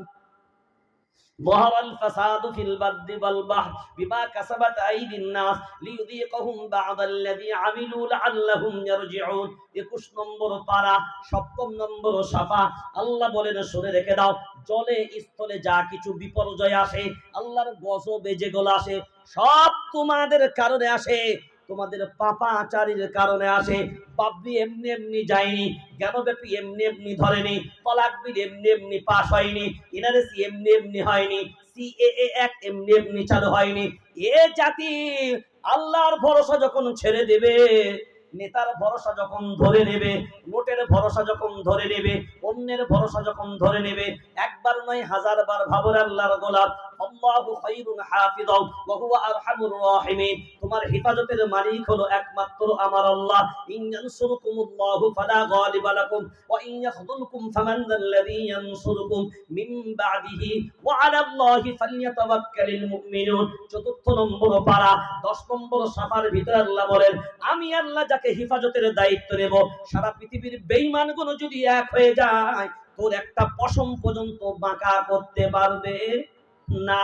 উদাহরণ যদি নিতে চাও রে আল্লাহর গোলাম, আফগানিস্তানের দিকে একবার নজরটাকে তুলে তাকাও। 90,000 আফগান সেনাবাহিনী, পৃথিবীর ইন্টারন্যাশনাল পাওয়ারফুল শক্তি যাদের, আমেরিকার মতন দাদা বাবু, তাদের অত্যাধুনিক সব অস্ত্র শস্ত্র এই 90,000 দাড়িওয়ালা পাগড়িওয়ালা টুপিওয়ালাদের কাছে সারা পৃথিবীর দাদা বাবু মাথা নত করে পালাবার পথ খুঁজে পায় না। আল্লাহু আকবার বলা যাবে না? যেদিনকে আমেরিকার সেনাবাহিনী পালালো, সেই দিনকার চিত্র ছবিগুলো যদি আপনারা দেখেন, তখন বুঝে নেবেন এমন ভাবে পালিয়েছে। কেউ প্লেনের ডানা ধরেছে, কেউ প্লেনের চাকা ধরেছে, যে যেরকম পেরেছে ঝুলেছে, আর ওখান থেকে আফগানিস্তান ছেড়েছে। এখন বলো, তাদের হাতে কোনো ক্ষমতা নাই, কিচ্ছু নাই। 90,000 সেনাবাহিনী আফগানিস্তান এখনো পর্যন্ত নিরাশ হয়নি। আল্লাহর গোলাম মায়ার নবী মদিনাওয়ালা মক্কা থেকে হিজরত করে চলে গেলেন। মদিনায় যখন পৌঁছে গেলেন, মদিনায় গিয়ে মক্কায় ধৈর্য ধারণ করে চলে গেলেন। মদিনায় যখন গেলেন, আল্লাহর গোলাম বিবেক দিয়ে ভাবনা চিন্তা করে দেখেন, একের পর এক একের পর এক, কিন্তু মায়ার নবী মদিনাওয়ালা কোনোদিন নিরাশ হয়নি। এখন বিবেক দিয়ে বলেন, 2000 সালে, 2001, 2000-এর দিকে আমেরিকার যুদ্ধে আফগানিস্তানের উপরে একের পর এক একের পর এক একের পর এক হামলা চালিয়েছে মোল্লা ওমর আর ওসামা বিন লাদেনকে সামনে রেখে। ওই তখন থেকে সব তালিবান উলামায়ে কেরাম, ওই দাড়িওয়ালা টুপিওয়ালারা যারা ছিল, আল্লাহর গোলাম, ধৈর্য ধারণ করে আমার আল্লাহর প্রতি ভরসা রেখেছে।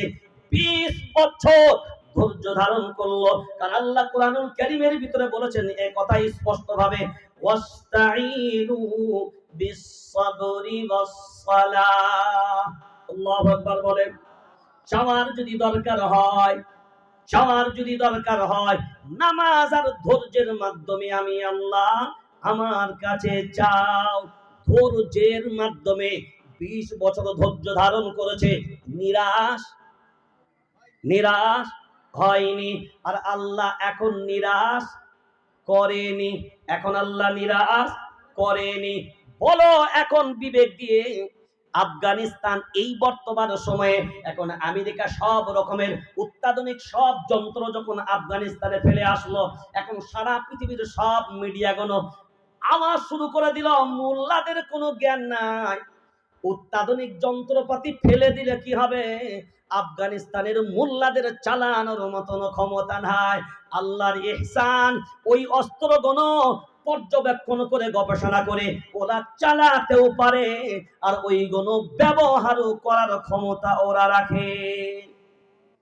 শুধু তাই নয়, ইতিহাস এখন কিছু কিছু মিডিয়া দেওয়া শুরু করেছে, বর্তমানে আফগানিস্তান এত ছোট্ট দেশ, কিন্তু উন্নতির নিরিখে এখন বলছে তাদের টাকা আর ডলারের সমান হয়ে গেছে। আল্লাহু আকবার বলবেন না? কয়দিন কয়দিন রোজার মাসে গভীর রাত্রে, যেমন ফারুকে আযম মায়ার নবী মদিনাওয়ালা বলেছেন, লাউ কানা বাদি নবিয়্যান লাকানা উমর। নবী তো আসবে না, যদি নবী হতো ওমরের যোগ্যতা ছিল নবুয়তে। সেই ওমরের করুণ ইতিহাস আমরা দেখেছি, যে নিজে গভীর রাত্রে পাড়ায় পাড়ায় রাস্তায় রাস্তায় ঘুরে ঘুরে গরিবের দুঃখ বেদনা শুনতেন। আফগানিস্তানের আজকে রাষ্ট্রপ্রধান যারা কিসে যায়? কনভয়, কনভয়, লালবাত্তির গাড়ি, জেট কাটা গাড়ির নিরাপত্তা রক্ষী। হ্যাঁ, কোটি কোটি টাকা শুধু আমাদের দেশের নেতাদের নিরাপত্তার পিছনে খরচ হয়। কথা বলে না। আমি কোটি কোটি বললাম মানে কি 2 কোটি নাকি?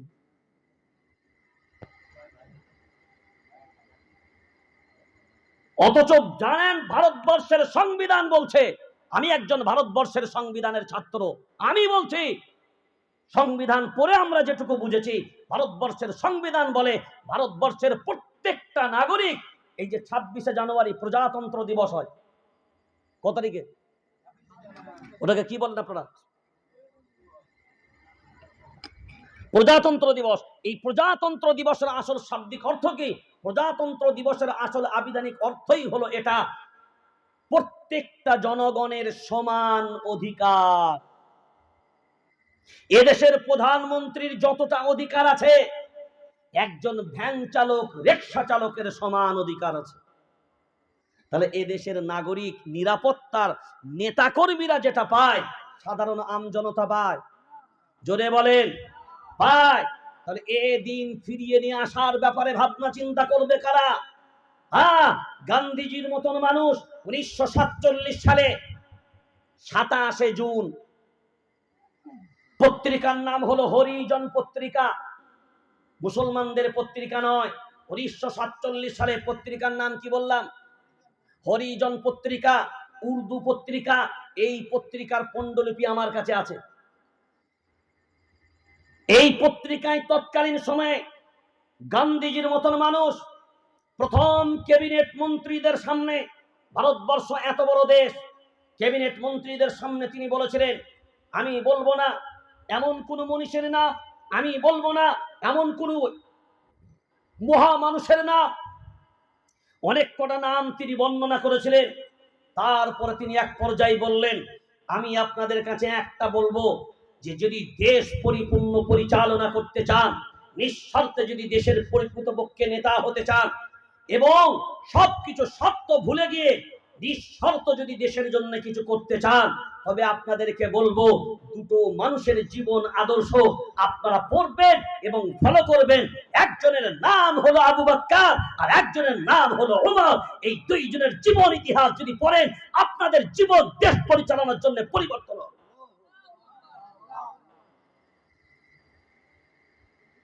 গান্ধীজির মতন মানুষ চাইতেন ওমরের মতন দেশ পরিচালনা। কথা বলেন। অথচ গান্ধীজি ছিলেন একজন অরিজিনাল রাম ভক্ত। কি বললাম? যে জায়গায় গান্ধীজিকে হত্যা করা হয়েছে, কে দেখেছেন? দেখেননি? এ বান্দা দেখে এসছে। যে জায়গায় হত্যা করা হয়, গান্ধীজিকে যখন হত্যা করা হয়, কয়টা গুলি মেরেছিল? এ খবরও রাখেন না, এগুলো জানা দরকার। সঠিক ইতিহাস থেকে মুচড়ে যাবেন, এই জাতি শেষ হয়ে যাবে। একটা জেনারেশন এমন আসবে, ভারতবর্ষে যে বাবরি মসজিদ বলে একটা ঐতিহাসিক মসজিদ ছিল, পরের জেনারেশন কি আর জানতে পারবে? কথা বলে না। যখন জানতে পারবে না, তাহলে বাবরির ইতিহাস মুছে যাবে, জাতি জানবে এরকম ইতিহাস ঘটেনি। ইতিহাস মুছে দেবার চক্রান্ত হলো এটা। ইতিহাস মুছে গেলে জাতি মুছে যাবে, ইতিহাস মুছে গেলে স্বাধীনতার ইতিহাস মুছে যাবে, ইতিহাস মুছে গেলে এদেশের মুসলমানদের কুরবানি মুছে যাবে, ইতিহাস মুছে গেলে দাড়িওয়ালা টুপিওয়ালাদের অবদান মুছে যাবে, ইতিহাস মুছে গেলে এদেশে দাড়িওয়ালা টুপিওয়ালাদের করণীয় কি, করেছে কি, এই ইতিহাস মুছে যাবে। ফাতাবিরু ইয়া উলিল আবসার। ইতিহাস মুছলে চলবে না, ইতিহাসকে জাগাতে হবে, ইতিহাসকে বাঁচাতে হবে, ইতিহাসকে রাখতে হবে, ইতিহাসকে রক্ষা করতে হবে। কেউ যদি আমাদের পূর্বপুরুষদের ইতিহাস ভুলে যায়, এই জাতিকে অবস্থা বর্তমানে যে জায়গায় আমরা দাঁড়িয়ে আছি, আমাদের অবস্থা তো এমনই হবে। আমাদের অবস্থা এমনই হবে। এবার ভাবনা চিন্তা করে দেখেন, একেবারে সময় সংক্ষেপ। মসজিদুল আকসার ইমাম 1 নাম্বার কথা বললেন, 2 নাম্বারে বললেন কি আর বলবো, 20 লক্ষ মানুষ ঘর বিটে বাস্তুহারা, ঈদের দিন নতুন কাপড় তো দূরের কথা, খাবারের জন্য একটা খেজুর খাবারও পয়সা নাই, খাদ্য পর্যন্ত নাই। বেঈমানগুলো পর্যন্ত ত্রাণের প্লেন গুলোকে পর্যন্ত আটকে দেয়। এই জন্য আর কি বলবো, 20 লক্ষ মানুষ রাস্তায়, ঘর বিটে বাস্তুহারা, তারপরেও সারা পৃথিবীর মুসলিমদের বিবেক নড়ে নাই। আর কি খুতবা দেব আপনাদেরকে রে ভাই। আমি আমার গবেষণায় বর্তমান সময়ে বহু জায়গায় বলেছি, দায়িত্বহীন কণ্ঠে বলেছি, সাংবাদিকদের মুখোমুখি বলেছি, শুনে রেখে দেন। পৃথিবীর মানচিত্রে এই বেঈমানগুলোকে সাইজ করার জন্য প্রত্যেকটা মুসলিম দেশকে যুদ্ধের জন্য আসা লাগবে না, যুদ্ধ ঘোষণা করা লাগবে না, একটা হুঙ্কার দেওয়া লাগবে। কি বললাম? সব তেলের খনি কোন দেশে? সব তেলের খনি কাদের দেশে? সব মুসলিম কান্ট্রি। সব তেলের খনি, কথা বলেন না কেন? সব মুসলিম কান্ট্রিতে। সোনার খনি মুসলিম কান্ট্রিতে, গ্যাসের খনি, কথা বলেন। আল্লাহ যত জমিনের নিচেই সম্পদ সব আল্লাহ এই জাতিদেরকে দিল, আর এই জাতি সব পাওয়ার পরে গাদ্দারি করলো। মা আগনা আনহু, মনে আছে না? ভুলে গেছেন? মা আগনা আনহু মালুহু ওয়া মা কাসাব। আল্লাহ আবু লাহাবের মাল কেউ আল্লাহ, কথা বলে না, ধ্বংস। সায়াসলা নারন যাতা লাহাবিন ওয়া মারাআতু তার মানে আবু লাহাবের বিবিও জাহান্নামী। এখন পাথর মারলো আবু লাহাব, জাহান্নামী আবু লাহাবের বিবি কেন হবে? আল্লাহ এটার দ্বারাই এটাই বুঝালেন, কারণ এই স্বামীর কাজের পিছনে বিবির ইন্ধন জুগিয়েছে। কারণ গিন্নিদের পরামর্শ ছাড়া এত বড় কাজ করতে পারবে? কারণ আবু লাহাবের বিবি মায়ার নবীর কে হয়?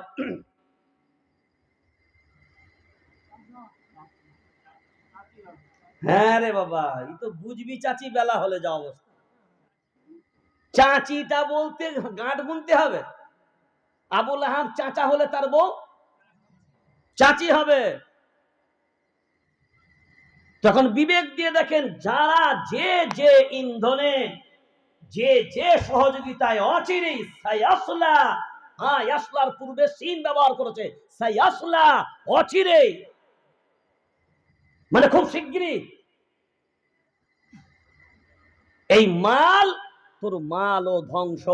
এখন বিবেক দিয়ে বলেন, সোনার খনি তোমার, তেলের খনি তোমার, গ্যাসের খনি তোমার, এই গুণধর তোমরা নিজেদেরকে দাবি করো। এবার বিবেক দিয়ে তুমি বলো, লড়াই করতে হবে না।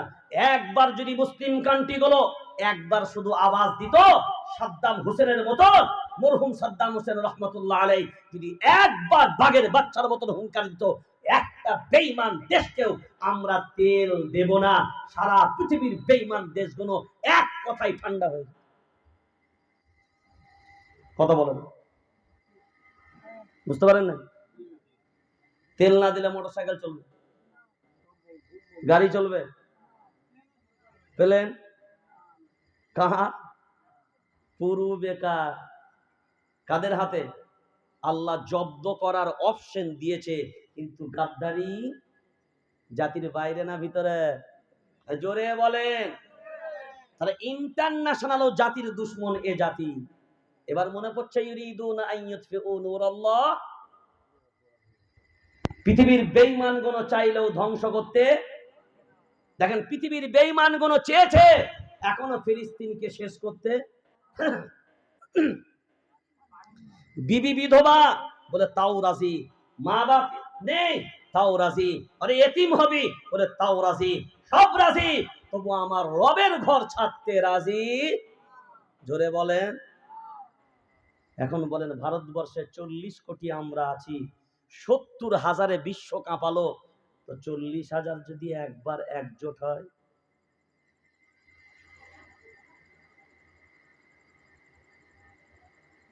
এই 40,000 দোয়া চাচ্ছে, দোয়া কবুল হচ্ছে না, হবে কি করে? বুঝতে হবে 40 কোটি থাকলে কি হবে? ভেজালে ভরা। কিসে ভরা? দাড়ির দুশ্মন কে? টুপির দুশ্মন? কোরআনের দুশ্মন? জোরে বলেন। হ্যাঁ, যদি বলেন কোরআন ওয়ালাদের দুশ্মন কারা? কোরআন ওয়ালাদের দুশ্মন কারা? তাড়াতাড়ি, কোরআন ওয়ালাদের দুশ্মন কারা? মসজিদের ইমাম হয় যারা, কোরআন ওয়ালা হয় তারা। কথা বলেন, মসজিদের ইমাম হয় যারা, কোরআন ওয়ালা হয় তারা। কোরআন ওয়ালারা কারা? নবী বলেন আমি বলে দেব তাদের তারা কারা। আহলুল কুরআনুন আহলুল্লাহ। আল্লাহু আকবার বলেন। আহলুল কুরআনুন আহলুল্লাহ, আহলুল কুরআনুন আহলুল্লাহ। জেনে রেখে দাও বিশ্ববাসী, আমার রবের কোনো পরিবার নাই, তিনি কাউকে জন্ম দেয়নি। কুল হুয়াল্লাহু আহাদ, আল্লাহুস সামাদ, লাম ইয়ালিদ ওয়া লাম ইউলাদ ওয়া লাম ইয়াকুল লাহু কুফুয়ান আহাদ। না আমার রবকে কেউ জন্ম দিয়েছে, তার নাম হলো রব, তার নাম হলো রব্বি, তার নাম হলো রব্বুকুম, সব তার নাম হলো রব্বানা। রব রব রব রব, আমার সৃষ্টিকর্তা, তোমাদের সৃষ্টিকর্তা, আমাদের সৃষ্টিকর্তা, একমাত্র তিনি হলেন রব। এই রব মানে হলেন স্রষ্টা। এখন বিবেক দিয়ে বলো, তিনি বললেন তিনি কাউকে জন্ম দেয়নি, না তাকে কেউ জন্ম দিয়েছে। কিন্তু মায়ার নবী মদিনাওয়ালা বলে কাউকে জন্ম আল্লাহ দেয়নি, আল্লাহ কেউ জন্ম দেয়নি। জন্ম দেওয়ার ক্ষেত্রে আমি যাকে জন্ম দেব, যে আমাকে জন্ম দেবে, আমার পরিবার একটা বংশ তৈরি হবে, আমার দাদু হবে, আমার আব্বা হবে, আমার মা হবে, আমার ভাই হবে, আমার বোন হবে, আমার বিবি হবে। আল্লাহ কাউকে জন্ম দেয়নি, আল্লাহ কেউ জন্ম দেয়নি। তারপরেও আমার আল্লাহ মায়ার নবী মদিনাওয়ালার কথা অনুযায়ী আহলুল কুরআনুন আহলুল্লাহ, আর নবী যা কথা বলেন নিজের থেকে কোনো কথা বলে না। নবী যা বলেন, মা ইয়ানতিকু আনিল হাওয়া ইন হুয়া ইল্লা ওয়াহয়ুন ইউহা। নবী যা বলেন, কার বলে দেওয়া কথা বলেন? আল্লাহর বলে দেওয়া কথাই নবী বলেন। আর নবীর কথা আমাদের কাছে তা কতটা গ্রহণযোগ্য? সূরার নাম সূরা হাসর, 28 নম্বর পারা, 5 নম্বর সাফা। মা আতাকুমুর রাসূল, মা আতাকুমুর রাসূল ফাখুযুহু ওয়া মা নাহাকুম আনহু ফান্তাহু।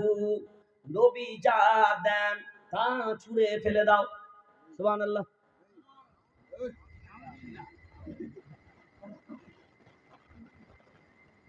নবী যা দেন তা গ্রহণ করে নাও। অর্ডারটা কার? জোরসে। অর্ডারটা আল্লাহ। এই অর্ডারটা মানবে না যারা, আল্লাহ মানবে তারা। ভেবে বলেন, বুঝে বলেন। এই অর্ডারটা মানবে না যারা, আল্লাহ মানবে তারা। নবী যা নিষেধ করেন তার থেকে তোমরা নিজেদেরকে বিরত করে নাও। এই অর্ডারটাও কার? জোরে বলেন। এই অর্ডার যদি আল্লাহ হয়, মায়ার আল্লাহর হয়, মায়ার নবী মদিনাওয়ালা দিলেন কি? আহলুল কুরআনুন আহলুল্লাহ, কুরআন ওয়ালা হবে যারা, আমার রবের পরিবারের সদস্য তারা। সুবহানাল্লাহ, জোরে বলা যাবে না? কোরআন ওয়ালা হবে যারা, বাংলাটা সবাই বলেন, কোরআন ওয়ালা হবে যারা আমার রবের পরিবারের সদস্য তারা। আমার রবের পরিবারের উপরে হস্তক্ষেপ করবে যারা, সাবধান হও তারা। এখনো বলো কোরআন ওয়ালা কারা? মসজিদের ইমাম কোরআন ওয়ালা না? তাড়াতাড়ি জোরে বলেন। ইমামদের ব্যাপারে তো আমাদের অনীহা অনেক বেশি। মায়ার নবী মদিনাওয়ালা খুব স্পষ্ট ভাবে বলেছেন, আল ইমামু দামিনুন। মায়ার নবী মদিনাওয়ালার ঘোষণা, ইমামরাই হলো তোমাদের জিম্মাদার, ইমামরাই হলো আমাদের। জোরে বলেন। আচ্ছা বলেন, যোহরের নামাজ আপনি পড়লেন আপনার বাড়িতে, আপনার নামাজটা হলো কি না এটা আপনি জানেন? আচ্ছা বিবিকে বলেন, বিবি তুমি দায়িত্ব নাও, নেবে? ছেলে নেবে, বাপ নেবে, মা নেবে? এক ওয়াক্ত নামাজের দাম আপনার পরিবারের কেউ দায়িত্ব নেবে না। আপনার মসজিদের ইমাম জোহরের নামাজের দায়িত্ব আপনার নেয়, আসরের নামাজ আপনি ইক্তেদাইতু বিহাদাল ইমাম, আপনার নামাজের দায়িত্ব ইমাম নেয়। আপনার বিবি জানায় না, আপনার বাপ জানায় না, আপনার মা জানায় না, আপনার পরিবার জানায় না, দায়িত্ব নেই কে? আপনার মসজিদের ইমাম। এখন বিবেক দিয়ে ভাবনা চিন্তা করে বলেন, এক ওয়াক্তের দায়িত্ব আপনার পরিবারের কেউ নিল না, আপনার 5 ওয়াক্তের দায়িত্ব যে ইমাম নিল, 3000 টাকা মাইনেতে চালিয়ে দিল।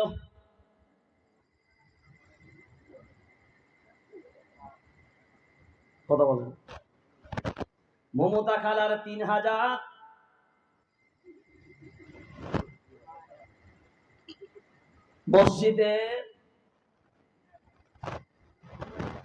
মসজিদের 2000, খালার মাল নিয়ে চালালো কে?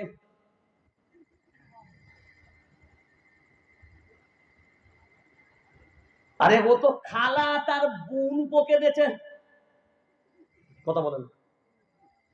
খালা তার বোন বকে দেখেছে, কিন্তু তুমি মাথা মারলে কোথায়? ওটার নাম হলো ইমাম ভাতা।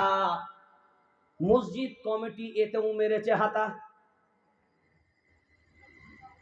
রাগ করেন না, সারা পশ্চিমবঙ্গ রাজ্য জামিয়াতুল আইম্মা ওয়াল উলামা, ইমাম ও উলামা পরিষদের আমি জেনারেল সেক্রেটারি। সারা পশ্চিম বাংলার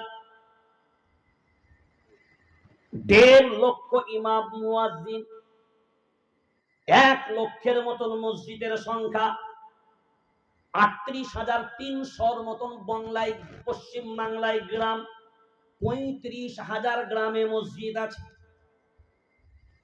জনসংখ্যা হলো 9,52,00,000, ভোট দেয় 40%।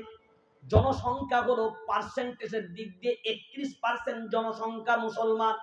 একক সংখ্যায় মুসলমান হলো 3 কোটির মতো। রাবেদার আন্ডারে 1000-এর মতন মাদ্রাসা, এমএসকে মাদ্রাসা, সিনিয়র মাদ্রাসা, খারিজি মাদ্রাসা, আনএডেড মাদ্রাসা, সরকারের মাদ্রাসা। একবার নয় আল্লাহর গোলাম, 1000বার ভাবনা চিন্তা করা দরকার। তাবলীগ, দেওবন্দি, ফুরফুরা, বেরেলি, হানফি, শাফি, মালিকি, হাম্বলি, কাদরিয়া, চিশতিয়া, নকশবন্দিয়া, মুজাদ্দিদিয়া, মুতাজিলা, খাওয়ারিজ, নাজ্জারিয়া, জাবারিয়া, মুসাব্বিয়া, নাজিয়া, জামাত ইসলাম, আহলে হাদিস, আজানগাছি, পিয়ারডাঙ্গা, অমুকডাঙ্গা, তমুকডাঙ্গা, দলা দলি যদি না হতো, কোন কানার যদি না হতো, কোন লন যদি না হতো, সব উলামায়ে কেরাম 3 কোটি জনসংখ্যা যদি একবার বাংলার মাটিতে ময়দানে যদি নেমে যেত, 3 কোটি জনসংখ্যা একক সংখ্যায় দাঁড়াবে। সব মতদর্শের উলামায়ে কেরামরা, কালিমা আমার এক, রব আমার এক, নবী আমার এক, ধর্ম আমার এক, জাতি আমি এক, কিবলা আমার এক, বাইতুল্লাহ আমার এক, সব একত্ববাদের পরিচয়কে সামনে রেখে যদি একবার দাঁড়িয়ে যেত, নারায়ে তাকবীর উলামায়ে কেরাম আওয়াজ যদি লাগিয়ে দিত, পিছনে 3 কোটি জনসাধারণ একবার যদি আল্লাহু আকবার বলে সাড়া দিত, বাংলার মাটি না সারা পৃথিবীর বেঈমানগণ পর্যন্ত কম্পিত হতো। এই ইমামদেরকে একত্রিত হতে দেয় না, তার একটা চক্রান্ত আছে। এখন বলেন, মসজিদের ইমামদেরকে তারাই কারা? মোদী সরকারের লোক? জোরে। কোরআন ওয়ালাদের দুশমন কারা? আমি বলেছিলাম প্রথম শুরুতে এই কথাই তো। প্রত্যেকটা পাটে পাটে যে কটা উদাহরণ দিয়ে বুঝিয়েছে এখনো পর্যন্ত। এবার বলেন, আল্লাহর নবী বলেন, আল ইমামু দামিনুন, ইমাম হলো তোমার জিম্মাদার। তো আমরা ইমামকে জিম্মাদার মেনেছি। আমার মেয়ের বিয়ে হবে, আমার ছেলের বিয়ে হবে, ছেলের বিয়ের সময় ইমামের কাছে জিম্মাদার হিসেবে বসেছি যে হুজুর আমার ছেলের বিয়ে দেবো, কিভাবে বিয়েটা দিলে শরীয়ত সম্মত হবে, একটু মাশওয়ারা করতে এসেছি, পরামর্শ করেন। তাড়াতাড়ি বলেন, জোরে বলেন। ইমামের মাইনে কতটা দেওয়া উপযুক্ত হবে, কোনো একজন আলিমের সাথে পরামর্শ করেন? কথা বলেন, তাড়াতাড়ি বলেন। তাহলে যে আল্লাহর নবীকে আপনি নিজে নবী বলে মানছেন, তিনি বলছেন আল ইমামু দামিনুন, ইমামই হলো তোমার জিম্মাদার। ইমাম জিম্মাদার মানে তোমার নামাজের জিম্মাদার নিবে, তোমার এলাকার জিম্মাদারি নিবে, তোমার পরিবারের জিম্মাদার নিবে। জিম্মাদারি কিসে?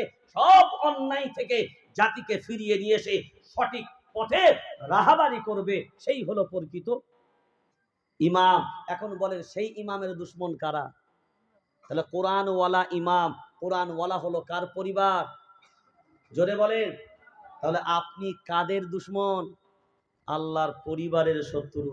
কার শত্রু? জোরে বলেন, কথা বলেন। কার পরিবারের? তো আল্লাহর পরিবারের উপরে কথা বলার আগে একবার নয় 20 বার ভাববেন। আল্লাহর পরিবারের উপরে আঙুল তোলার আগে একবার নয় 20 বার ভাববেন। বেটা এক হাতে চায়ের খুলি আর এক হাতে সিগারেট টানছে আর ইমামের সমালোচনা করছে, এ তো আমাদের এলাকায় নাই। তাহলে প্রয়োজন আছে না নাই? তাহলে এখন যা বলেছিলাম, এখন আপনার কি মনে হচ্ছে ইসলামের শত্রু কারা? দ্বীনের শত্রু কারা? জোরে বলেন। আমরাই। দাড়ির শত্রু আমরাই, টুপির শত্রু আমরাই, নামাজের শত্রু কথা বলে না, জোরে বলেন। এই এলাকায় যখন আজান হয়, গরু মসজিদে নামাজ পড়তে আসে, ছাগলের কুত্তাগুলো আসে, তাহলে বোঝা গেল আজান শুনে কুত্তা মসজিদে আসে না, আর কুত্তা আসবেও, আর আসলেও ঢুকতে দেওয়া হবে না। গরু মসজিদে আজান শুনে আসবে না, ছাগলে আজান শুনে, তাহলে বোঝা গেল আজান শুনে আসবে কারা? হিন্দু ভাইরা। বলছে আমরা। আজান শুনে আসবে কারা? হিন্দু ভাইরা, ইহুদিরা, খ্রিস্টানরা, জৈন বুদ্ধরা। তাহলে গরু আসবে না, ছাগল আসবে না, কুত্তা আসবে না, গাধা আসবে না, ভেড়া আসবে না, হিন্দু ভাই আসবে না, ইহুদি আসবে না, খ্রিস্টান আসবে না, জৈন আসবে না। আজান শুনে মসজিদে আসবে তারা ঈমানওয়ালা হবে যারা। তাহলে আজান শুনে আসে না যারা, এবার বিবেক দিয়ে জবাব দেন তারা কারা?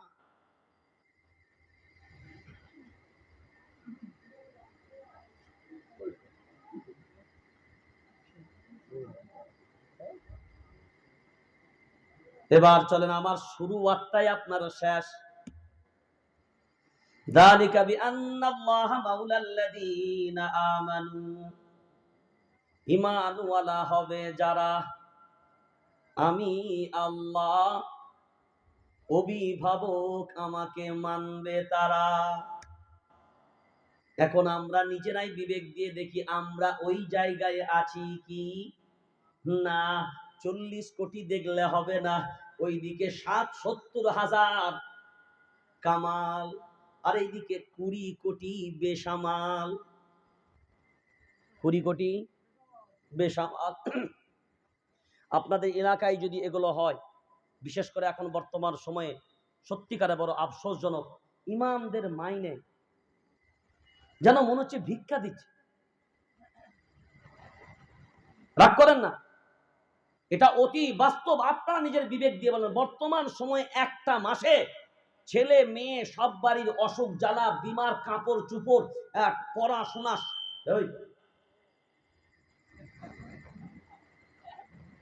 তোমাকে ইমামে মাইনে দিতে হবে না শোনা, তোমার লেখা বলছি। এখন সবকিছু আপনারা নিজস্ব বিবেক দিয়ে বলেন কত টাকা মিনিমাম হওয়া দরকার। মিনিমামটা আমি জিজ্ঞেস করছি, হাইটা বলছি না। না, আপনাদের বিবেকটা দেখি দেখবেন। মানে আপনাদেরও বিবেক বলছে মিনিমাম 10,000 টাকা হওয়া দরকার। কারণ একটা আমার আমার আমার ইমাম সাহেবের ছেলে একটা ভালো লেখাপড়া করুক, ডক্টর হোক, ইঞ্জিনিয়ার হোক, ভালো উকিল হোক, কোরআনের সাথে সাথে এই দিকের এডুকেশনটাও ভালো হোক, এটা আমরা চাই না? আপনার ইমামের ছেলে যদি ডক্টর হয়, আপনার ইমামের ছেলে যদি জজ হয়, আপনার ইমামের ছেলে যদি উকিল হয়, এখন বিবেক দিয়ে বলেন এটা আপনার গ্রামের সম্মান বাড়বে না কমবে? আরে আমাদের ইমাম সাহেবের ছেলেরে উকিল, আরে আমাদের ইমাম সাহেবের ছেলেরে ডক্টর, আরে আমাদের ইমাম সাহেবের ছেলেরে। আর আমাদের বর্তমান সময়ে ইমাম সাহেব যদি ভালো জামা পরে, উরি বাবা কি স্টাইল রে, ভালো জামা পরলে স্টাইল। যদি খারাপ জামা পরেন, ইমাম দেখ না ভিখারির বাচ্চা মনে হচ্ছে। ও ভালো পড়লে স্টাইল, তাও দোষ। খারাপ পড়লে ভিখারি, তাও দোষ। একটু যদি স্বাস্থ্য শরীর ভালো হয়, কেমন হারামের খাচ্ছে দেখ না বসে বসে, ওটাও দোষ। যদি রুগা পাতলা হয়, ইমাম সাহেব বলে মানাচ্ছে, মেম্বারে যেন ধরে না, তো ইমাম সাহেব হবেটা কি? আরে হবেটা কি? সুর যদি ভালো না হয় বলে ফাটা ঢোল বাইছে, লে হালুয়া। আর সুর যদি বেশি দেয় বলে ওরে বাবা আমরা তো ইমাম চেয়েছি, আমরা রফিক চাই নাই, লে হালুয়া। তবে দিদি আপনার কি?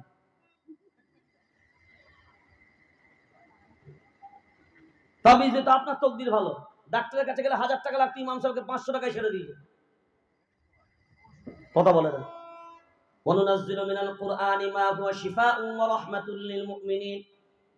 কোরআন মুমিনদের জন্য শিফা, কোরআন মুমিনদের জন্য শিফা। হ্যাঁ, তাবিজ যেমন হারাম আছে, তাবিজ তেমন হালাল আছে। কুফরি কালাম হলে হারাম, আর কুফরি কালাম না হলে কি? হ্যাঁ, ব্যবসায়ী না, ভণ্ডামি না, কোরআন এবং হাদিসের আলোতে হতে হবে। এক শ্রেণীর মানুষ এইগুলো আমাদের আহলে হানফি মাসলাক অনুযায়ী, আমরা যারা হানফি মাসলাক অনুসারে আমাদের আহলে হক সমস্ত উলামায়ে কেরাম একমত, কোরআন সুন্নাহর আলোতে তাবিজ বৈধ, হারাম না।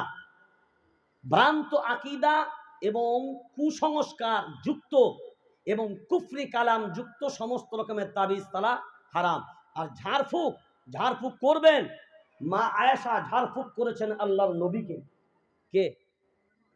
আরে সূরা ফালাক আর সূরা নাস কিসের জন্য নাজিল হয়েছে? নামাজ পড়ার জন্য? ওলামাদেরকে জিজ্ঞাসা করবেন, সূরা ফালাক আর সূরা নাস নাজিল হয়েছে নামাজ পড়ার জন্য নয়, এর শানে নুজুল হলো ঝাড়ফুঁক করার জন্য। আল্লাহর নবীকে একজন মহিলা জাদু করেছিল। কে? হ্যাঁ, চুলের গাঁট মেরে। আল্লাহর নবী পর্যন্ত বুঝতে পারেননি আমি জাদুগ্রস্ত। দীর্ঘদিন ওই পুরাতে আল্লাহর নবী ব্যথা পাচ্ছেন, তারপরে ওই কোরআনের আয়াত, ওই সূরা দুটো আল্লাহ নাজিল করেছেন যে এই সূরা দুটো আপনি আপনার শরীরে দম করুন, ফুঁক দেন। মা আয়েশা এইগুলোকে আল্লাহর নবীর গায়ে ফুঁক দিয়ে দিতেন। ঝাড়ফুঁক মানে ইমামদের বেলায় অনেক কথা বেরোয়। শোনেন একটা কথা, আমি কলকাতার রাজপথে এখনো পর্যন্ত 24 ঘন্টা চ্যানেলে আমার বক্তব্যটা আছে। রাজপথে দাঁড়িয়ে বলেছিলাম, এমপি আপনাদের টাইম তো মনে হয়ে গেছে নাকি? ওরে বাবা, পেরিয়ে গেছে বলে না শোনো, আমার অত আমি পয়েন্টটা খালি বলে দিন, আমার খেয়ালও ছিল না। যাক একদম, আমি কলকাতার রাজপথে দাঁড়িয়ে বললাম, এমপি এমএলএ মন্ত্রী লালবাত্তির গাড়ি চাপে বলে এরাই প্রকৃত নেতা নয়। আপনারা খেয়াল করে নেবেন, আমার কথার সাথে বাস্তবতার সাথে মিলিয়ে নেবেন। সেটা কি? আপনি যাদেরকে ভোট দিয়ে এমপি এমএলএ বানিয়েছেন, 5 বছরে কয়বার আপনার সহযোগিতার জন্য পান? কথা বলেন না কেন? আপনার দায় বিরোধ পাবেন? আপনার ছেলে রাতের বেলায় হঠাৎ করে দেখছেন রাতের 2টোর সময় কান্না করে, এখন যদি এমপির বাড়ি থেকে করা নাড়েন, স্যার একবার চলুন আমার ছেলেটা খুব কাঁদছে, কথা বলেন না কেন? এই হক সত্য কথাটা বলতে আপনার সমস্যা কোথায়? এমপির দরজায় গেলে পাবেন না, এমএলএর দরজায় গেলে পাবেন না, মন্ত্রীর দরজার কিনারায় রাস্তায় ঢুকতে পারবেন না রাতের বেলায়। ঢুকতে গেলে কত রকমের ডকুমেন্টস, কত রকমের কার গিয়েছো সব দেখাতে হবে। রাগ করেন না, অতি বাস্তব কথাটা হজম করতে হবে। আপনার বাড়িতে কচি বাচ্চা রাত্রি 1টার সময় কাঁদছে, কান্না ধরেছে 12টা থেকে, পুরো বাড়ির ফ্যামিলির কেউ ঘুমাতে পারে না। গিন্নি 1 ঘন্টা পরে বলল, কি গো বাচ্চাটা চুপ করে না, একবার হুজুরের কাছে যাও না। জান্না ধরুন মাঘ মাসের কনকনে ঠান্ডার সময়, রাত্রি 1টার সময় ইমাম সাহেব দরজা জানলা লাগিয়ে ওই কনকনে ঠান্ডার সময় লেপ মুড়ি দিয়ে ঘুমাচ্ছে, তখনও যদি সলিমউদ্দিন ভাই তার বাড়ির বাচ্চার জন্য ইমামের দরজায় গিয়ে করা নাড়ে, সারা দেবে? কথা বলেন না জোরে, সারা দেবে? আসসালামু আলাইকুম, আরে সলিমউদ্দিন ভাই কি ব্যাপার হঠাৎ করে এত রাতে? আর হুজুর বলেন না, বাড়ির বাচ্চাটা এত কাঁদছে, কি জানি কিছু হলো কিনা। ওই জন্য একটু নিয়ে আসলাম। বা অনেক সময় নিয়ে আসতে পারে না, ইমাম সাহেবকে বাড়িতে যেতে হয়। ঠিক বলছি কথাগুলো? ইমাম সাহেবকে বাড়িতে নিয়ে গেলে দুটো ফুঁক দিল আল্লাহর কালাম, আর আল্লাহর কালামের একটা বরকত আছে, অন্তত সঠিক ইখলাসের সাথে যদি কোনো নিয়তে করা যায় আল্লাহ সেটা কামিয়াবি দেন। এখন বলেন সূরা ফাতিহা, হাদিসে এসেছে সূরা ফাতিহা 3 বার পরে যে কোনো বিমারে যদি ফুঁক দেওয়া হয় তার শিফা আছে। সূরা ফালাক, সূরা নাস তো আছেই, এছাড়া বহু দোয়া, বহু হাদিসের কথা, বহু সূরার কথা আছে। এখন বলেন ফুঁক দেওয়ার পর দেখা 10-15 মিনিট পরে বাচ্চা ঘুমিয়ে গেল, আপনি রাগ করেন না কথাটা? ওই যে ইমাম সাহেব ফুঁক দিয়ে চলে আসলো, ওর পকেটে 50 টাকাও দেন? কথা বলেন না কেন? দেন। আর ওই রাত্রে 1টার সময় যদি কোনো ডক্টরকে ডাকতে যেতেন, ওই ডক্টর যদি আপনার বাড়িতে আসতো, কথা বলেন না কেন? ভিজিট দিতেন? এই ভিজিট দিতেন? জাতির একটু বিবেক নাই? কি সৌদির কথা বলবেন, কি মিশরের কথা বলবেন যে ফিলিস্তিনের ব্যাপারে তাদের বিবেক নাই? আমরাও তো বিবেকহীন। আজ যদি ওই ইমাম সাহেবের পকেটে যদি 50 টাকাও দিয়ে দিতেন, আরে ইমাম সাহেব খুশি হয়ে যেত, অন্তত জাযাকাল্লাহ যদি ওই রকম অবস্থায় ইমামের মুখ থেকে বেরিয়ে যেত, আপনি উত্তম প্রতিদান পেয়ে যেতেন।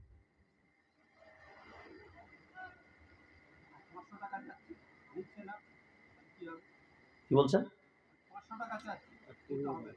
সে 500 টাকা না 2000 টাকা চাইলেও জায়েজ। কি বললাম? 5000 টাকা দাবি করেও যদি চাই সেটাও জায়েজ। আপনি ডাক্তারখানায় 20,000 টাকা দেবেন, সেটা আপনার গায়ে লাগে না, আর ইমাম চাইলেই এটা গায়ে লেগে যায়। যে ছেলেদের বিয়ে হয়, বাস্তবতার কথা আলোচনা করতে গেলে কিছু জিনিস হজম করে নিতে হয়। ছেলে যে গাড়িটা বিয়ে করতে আসে, ওই গাড়িটার ভাড়া 7,000 টাকা, যে গাড়িটা সাজিয়েছে সেটাও 5,000 টাকা, যে শেরওয়ানিটা পড়েছে ওটা 5,000 টাকা, যে পাগড়িটা পড়েছে ওটা 2,000 টাকা, যে খরচটা করেছে 1,00,000 টাকা। আর ইমাম সাহেবকে বিয়ে পড়ানোর সময় দেয় বেহায়া নির্লজ্জের মতন 500 টাকা, তাও কমিটি নিয়ে নেয় 300 টাকা, ইমামকে দেয় 200 টাকা। বলেন এই নির্লজ্জতার কথা কে বলবে?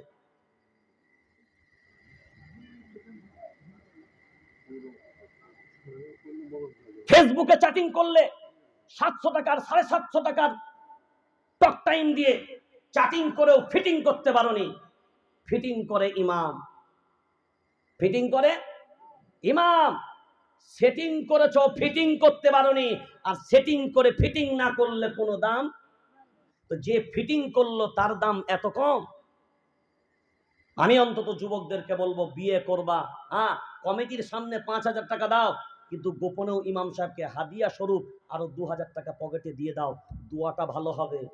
আর না হলে যদি 500 টাকায় 200 টাকা দাও, তো আমরাও ফতোয়া দেবো ইমামদেরকে, এমন দোয়া করবি 3 দিন পরে বউ বাপের ঘরে বসে থাকবে।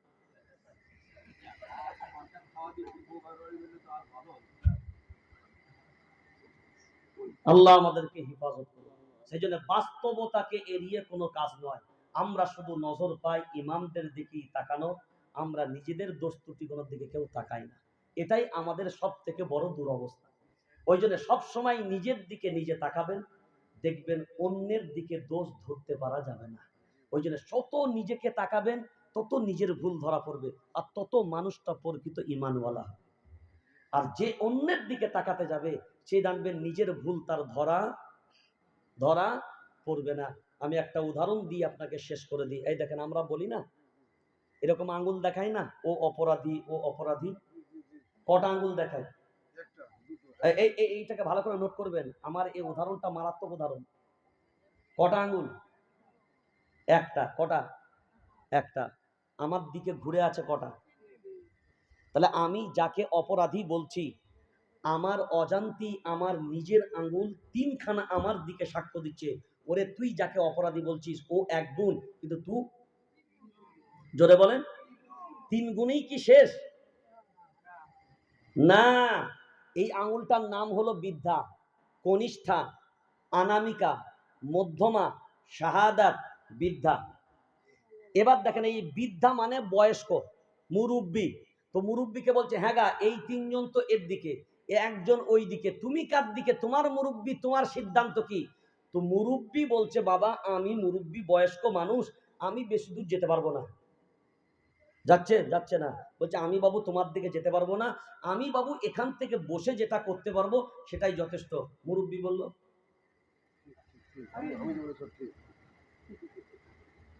এই তিনজন যা বলেছে আমি মুরব্বি, আমার সিদ্ধান্ত কি এটাই ঠিক আছে। অর্থাৎ তিন যেদিকে আমিও সেই দিকে, তার মানে আমি নিজে 4 গুণ অপরাধী, যার দিকে আঙ্গুল বাড়াচ্ছি সে 1 গুণ অপরাধী।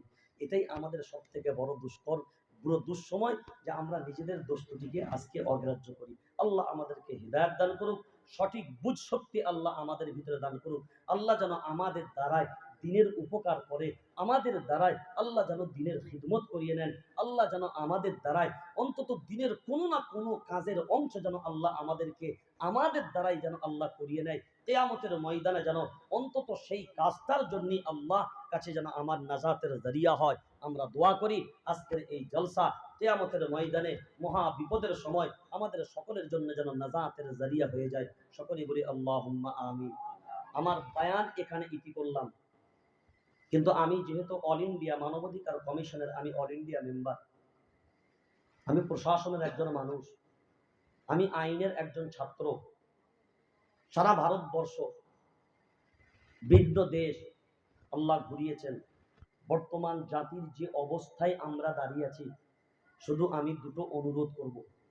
1 নম্বর অনুরোধ হলো, আমরা নিজেদের ভিতরে আপোষের ভিতরে, পাড়া প্রতিবেশী, নিজের এলাকায়, নিজের মসজিদে, নিজের মহল্লায় নিজেদের ভিতরে দ্বন্দ্ব করব না।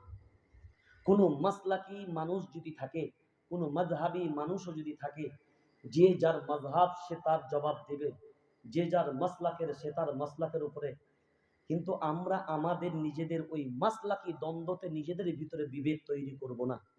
এটা প্রথম কাজ।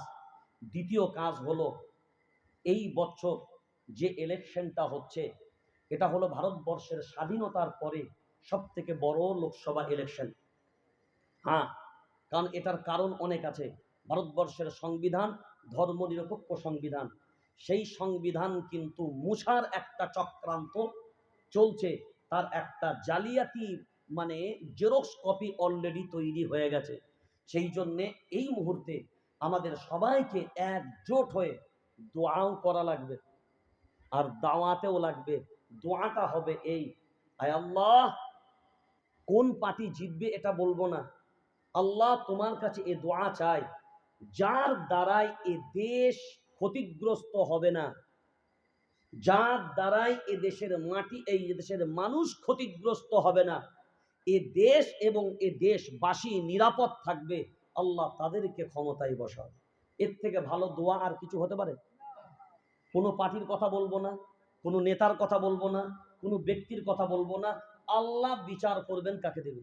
যদি একজনও ঈমানওয়ালার দোয়া কবুল হয়ে যায়, কাজ কাজ হয়ে যাবে। এই দোয়া আমরা সবাই করবো ইনশাআল্লাহ। হ্যাঁ, এটা মাথায় থাকে যেন।